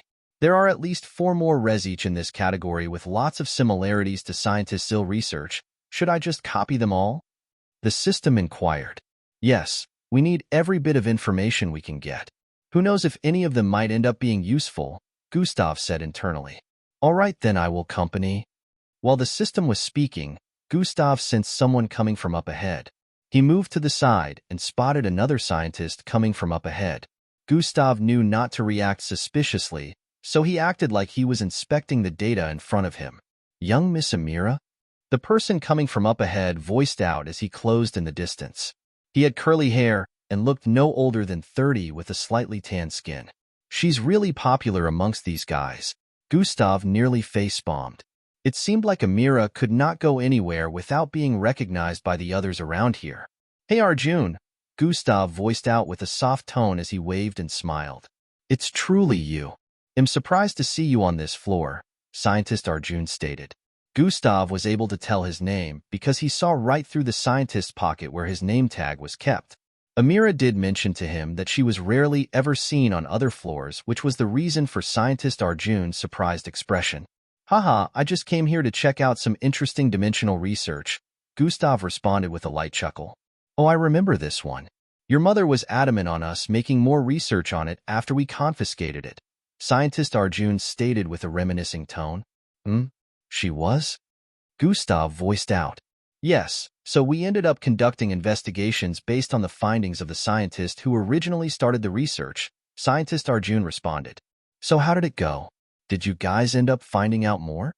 Gustav inquired with a look of curiosity. It's still undergoing in another private research facility. The information gathered is not enough, which is why it's taking so long for anything substantial to be discovered, but I don't know why your mother is so adamant on not leaving this particular topic alone, Scientist Arjun revealed. I take after her in that aspect.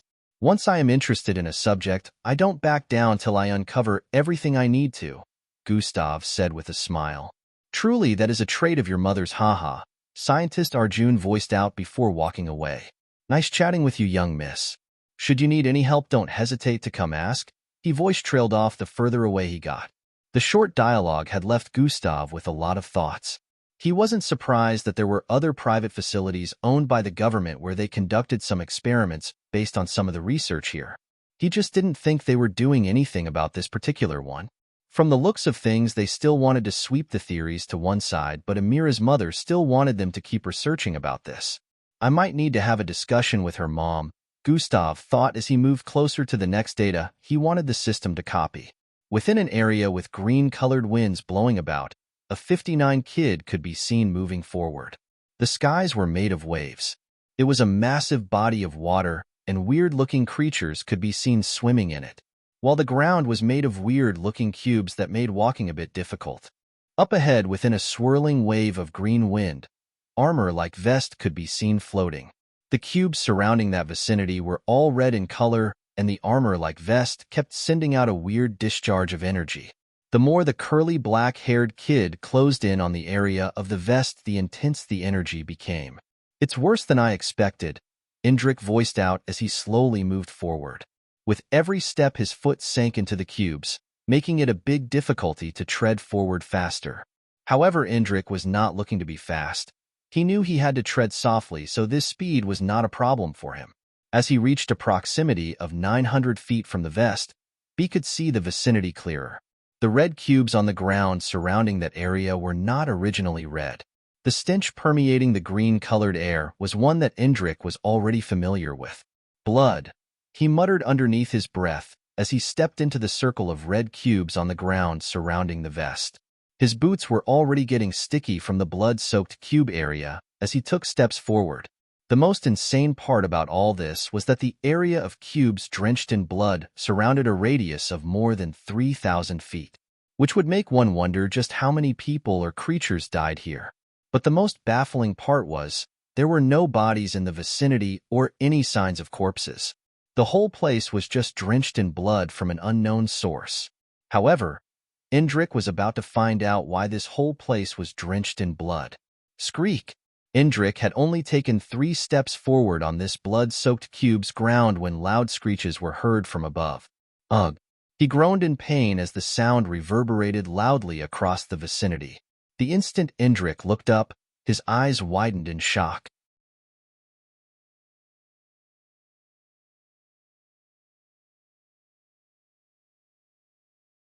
Chapter 973.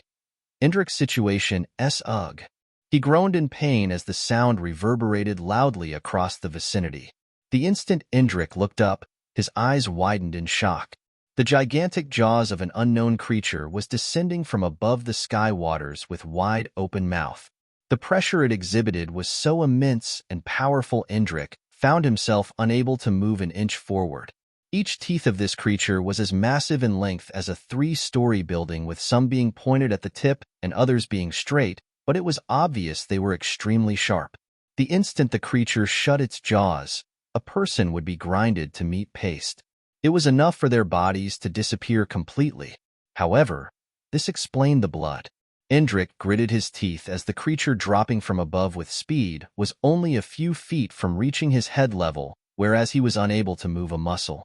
Telekinesis barrier, Indrik said internally. Bang!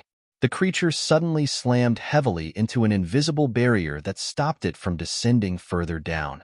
It made a loud shrieking voice and repeatedly pummeled on Indrik's telekinesis barrier while Indrik tried to move forward. My body won't respond. Indrik gritted his teeth as his legs trembled repeatedly from trying to take a step forward. Bang! Bang! Bang! Bang! Is this fear? Indrik didn't think he had it in him to be frightened of something to the point where he was unable to move.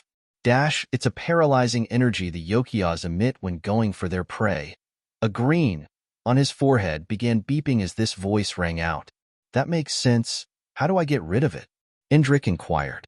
Channel your bloodline energy from your belly area and spread it across your body thrice. That should weaken the energy enough for you to take a few steps forward, Huzerois instructed. Bang! Bang! Bang! The sound of the telekinesis barrier starting to crack was heard next. Meanwhile, Indrik was doing as instructed. He suddenly opened his eyes, which were radiating with a weird blue and silver color. Indrik groaned as he forcefully pushed himself forward. Thwuwaya. He bolted across a distance of 40 feet in the next instant as the telekinesis barrier was also smashed through. Bomb! The creature slammed into the red cube's area after it broke through the barrier, missing Indrik by a hair length. The instant it made contact with the red cubes, it blasted into smithereens. All of its body part disintegrated while the blood flew in every direction. Indrik found himself soaked in blood as he began to take small steps forward once more. With the creature destroyed, he had regained absolute control over his body and closed in a little bit more of the distance between him and his goal. However, Indrik ensured he didn't let his guard down because he was still in the red zone. Who knew what was next? He didn't doubt there would be more difficult obstacles the closer he got to the floating vest. The Bureau of Cities Research Center. All done? Gustav asked as he stood in front of a particular area. All copied. The system responded. Quest completed. Infiltrate the Bureau of Cities Research Center and get scientists' confiscated research. Rewards? Gustav stared at the rewards with a satisfied look as the notifications popped up in his line of sight. Now, how do I find her mother? Gustav said internally as he turned around to leave this area. Now that he was done with the mission, he could leave the Bureau at any time, but he needed to know more about what the Bureau had investigated, even though it would make him look suspicious. He felt since he wasn't going to stay here too long, It wouldn't be a problem being suspicious. Time moved very quickly, and before everyone knew it, daybreak had arrived. Gustav had spent the entire midnight in another person's body. He had not used shape-shifting for this long before, but he was powerful enough to maintain it now. His original bloodline could even change other people's physical appearance, which showed it had come a long way from just being able to change colors. He had to admit that his original bloodline might be one of the most powerful, if not the most powerful, since he could blast people into smithereens with a touch. Gustav had been looking for Amira's mother all night, but had not come into contact with her at all. He was tempted to ask Amira which floor he would be able to find her room, but he knew the last person he wanted to act all suspicious to was Amira. At least he could pretend he bumped into her mother when explaining things that went down, Willow switching identities back. But if he outright asked Amira, things would be suspicious, and since Amira wasn't stupid, she might figure things out. Gustav knew of which floor Amira's mother mostly based in, but since it was midnight, he didn't find her there. He decided to head back to that floor now that morning had arrived. While he was on his own agenda, Amira was enjoying how it felt to be an MBO officer. Number 5 had given Amira the outside watch once more because she specifically asked for it. Of course, they had no idea she wasn't the real Officer Tantrum, just like Gustav, because Gustav had perfectly helped her mimic Officer Tantrum's look with flesh warping. She kept flying around the bureau while playing with MBO items that every MBO officer was privy to. Every time there was a communication report, she would report her status with enthusiasm too. Unlike Gustav, she truly wanted to know how it felt to be an MBO officer, while Gustav was faking his to complete his quest. Luch's city. Bang, bang, bang. The entire city was currently in a state of panic as explosions rang out all through the city.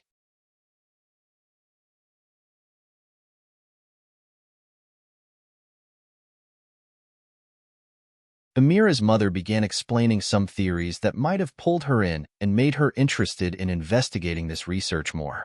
From there, Gustav asked more questions, and since she had no idea it wasn't her daughter, she spilled a lot of confidential information, including the site where they were conducting private continuation of Scientist Ill's research. Time passed by very quickly, and before they knew it, the 23 hours were up. Gustav and Amira met once more in Gustav's bedroom minutes before midnight. Amira was recounting how today events went so Gustav would not have issues resuming from where she stopped, and Gustav also did the same after she was done. "You spoke to Mother?" Amira voiced out with bothered and surprised tone. "Yes, I bumped into her on a particular floor while I was strolling about," Gustav responded. "I hope you avoided her?" Amira questioned. "I couldn't. I had to make small talk and we didn't discuss much anyways," Gustav replied. Amira looked quite concerned upon hearing this, but Gustav kept assuring her that her mother didn't have any suspicions. After a brief dialogue between them, it was time for them to switch identities back. Flesh warping has been activated. Flesh wriggling sounds rang out as Gustav returned Amira to her previous look after some minutes. He transformed back to Officer Tantrum immediately after and told Amira he had to get back to his duty post. "When next are we doing this?" Amira inquired with a seemingly interested expression. "Soon. They'll keep in touch," Gustav said with a smile as both of them left the room. The instant they went in separate directions, Gustav's smile faded, returning to his usual expressionless face. "Time to go," he said internally. Gustav headed towards one of the elevator areas and stood within. "Ready to cause a bit of chaos?" the system asked internally. "Definitely." A smirk appeared on Gustav's face as the teleportation elevator took him to a particular floor.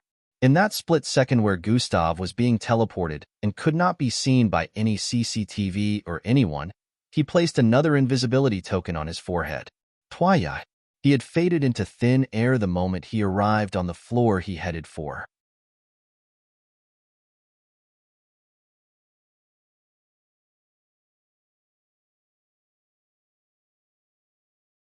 Chapter 975. Leaving the Bureau, cognitive concealment has been activated.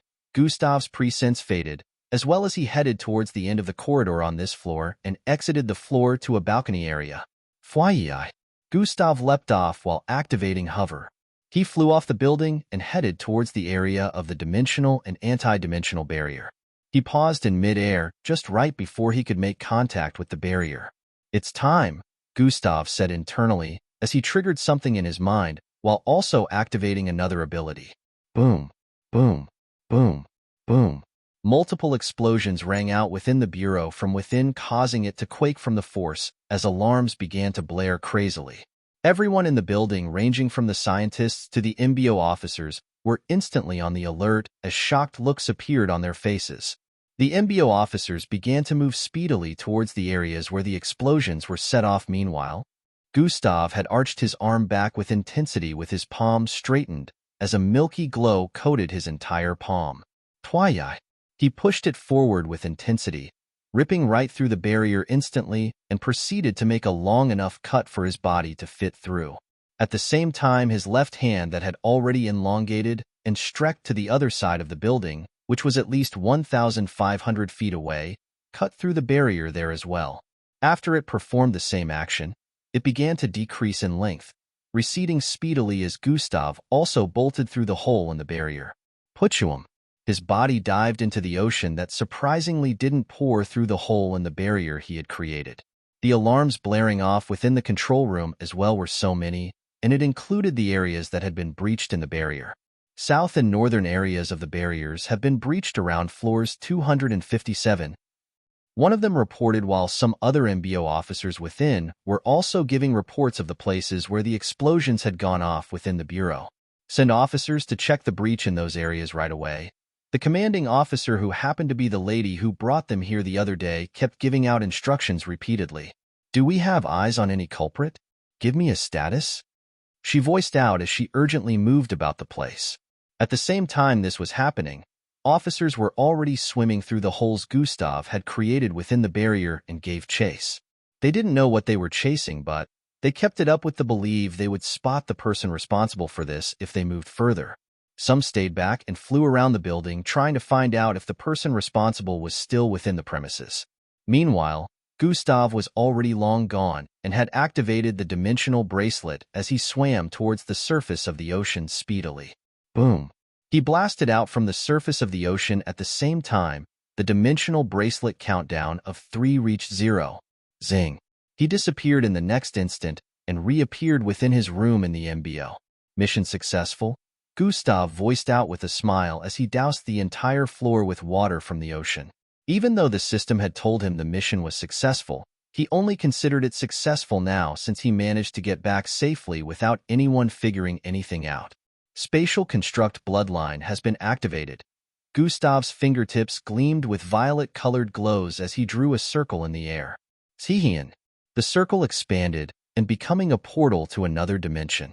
Gustav walked into it in the next instant, and a young man in underwear could be seen laying on the floor in this other dimension that was constructed to look like a small room.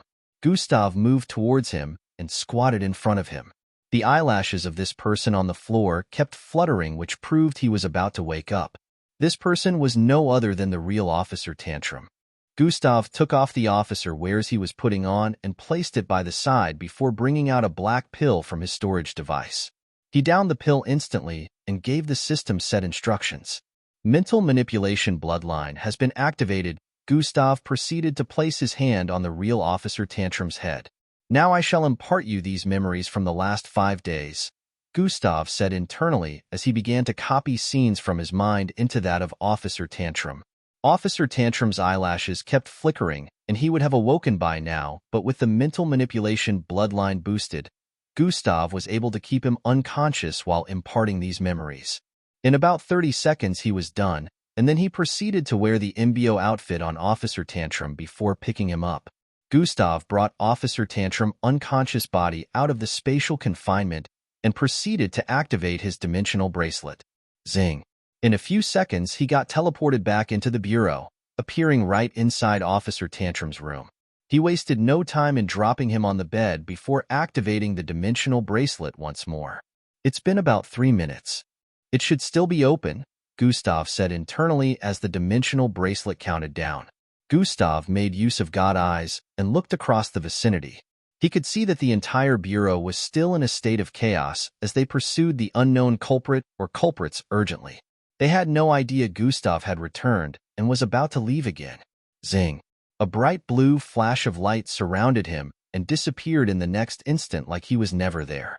A few seconds after Gustav had disappeared, Officer Tantrum opened his eyes with a sleepy expression. "Why am I asleep instead of being in my duty post?" he questioned with a low tone as he jumped to his feet. Gustav had reappeared within his room in the MBO tower and heaved a sigh of relief that his call of judgment was correct.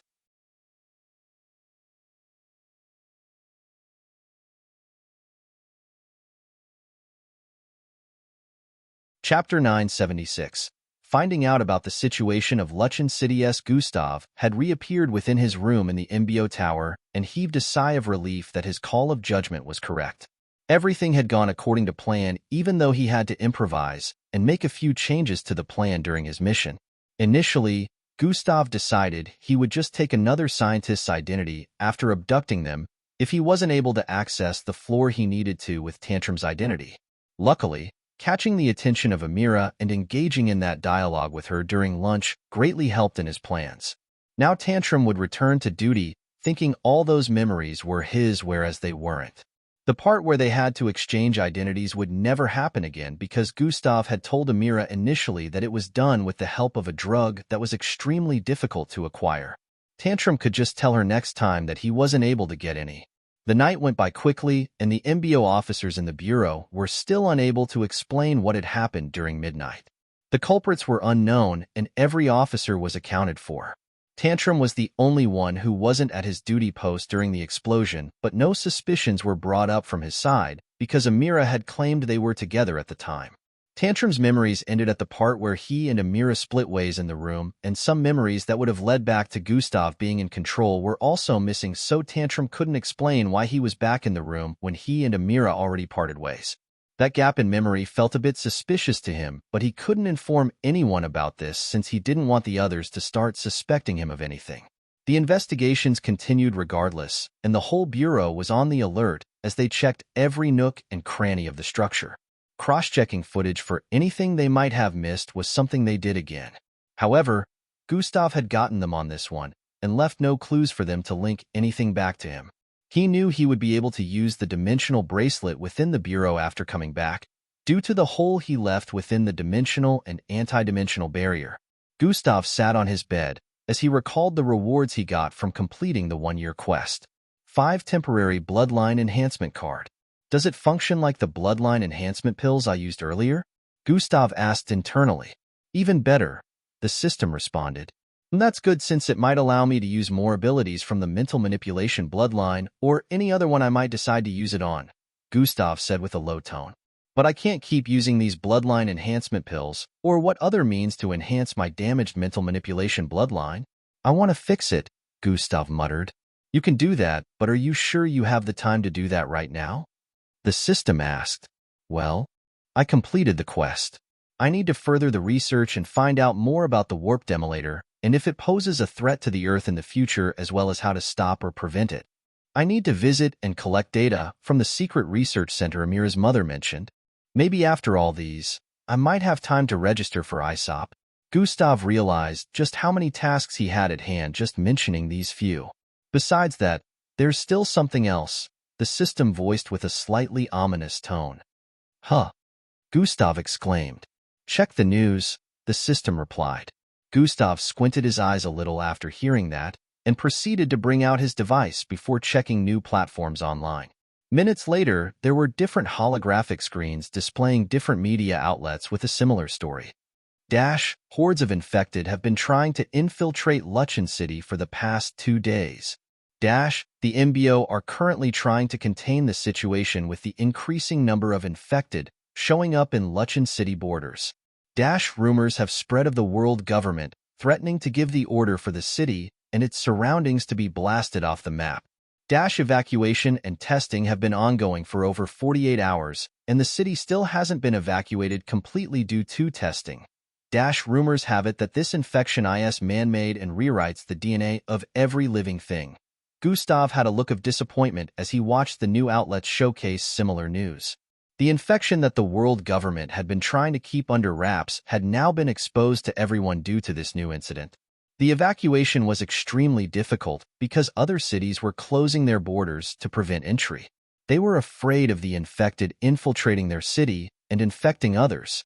How is it that the world is always placed in jeopardy whenever I am away? Gustav said as he recalled the issue with young Joe as well. Although this case was a lot lesser in terms of danger, it still had the potential to cause bigger issues if it wasn't dealt with immediately. Also, everyone had their abilities, so Jack could have taken care of this, but he was currently out of Earth taking care of the issue with the Mindalogus. Due to what had happened the last time with young Joe, Earth had gotten into a serious crisis with the Mindalogus. There was currently a battle going on their planet, with Earth slowly taking over their planet and Jack destroying their most powerful beings one after the other. Gustav was not strong enough to engage in such a battle yet, except he would be amongst the fodders that stood in the front line, so they had left him out of it. Either way, he was currently off the Earth with some of Earth's strongest as well. Gustav could see that according to the news and footage from Luchen City, Gradier Xanatus was dealing with the situation as the commanding over in charge. Gustav was instantly able to tell that this was the case related to what Red Shadow had been complaining about. You're tuning into the Warrior Lore YouTube channel. Don't forget to subscribe and join us on this journey to catch the most captivating stories.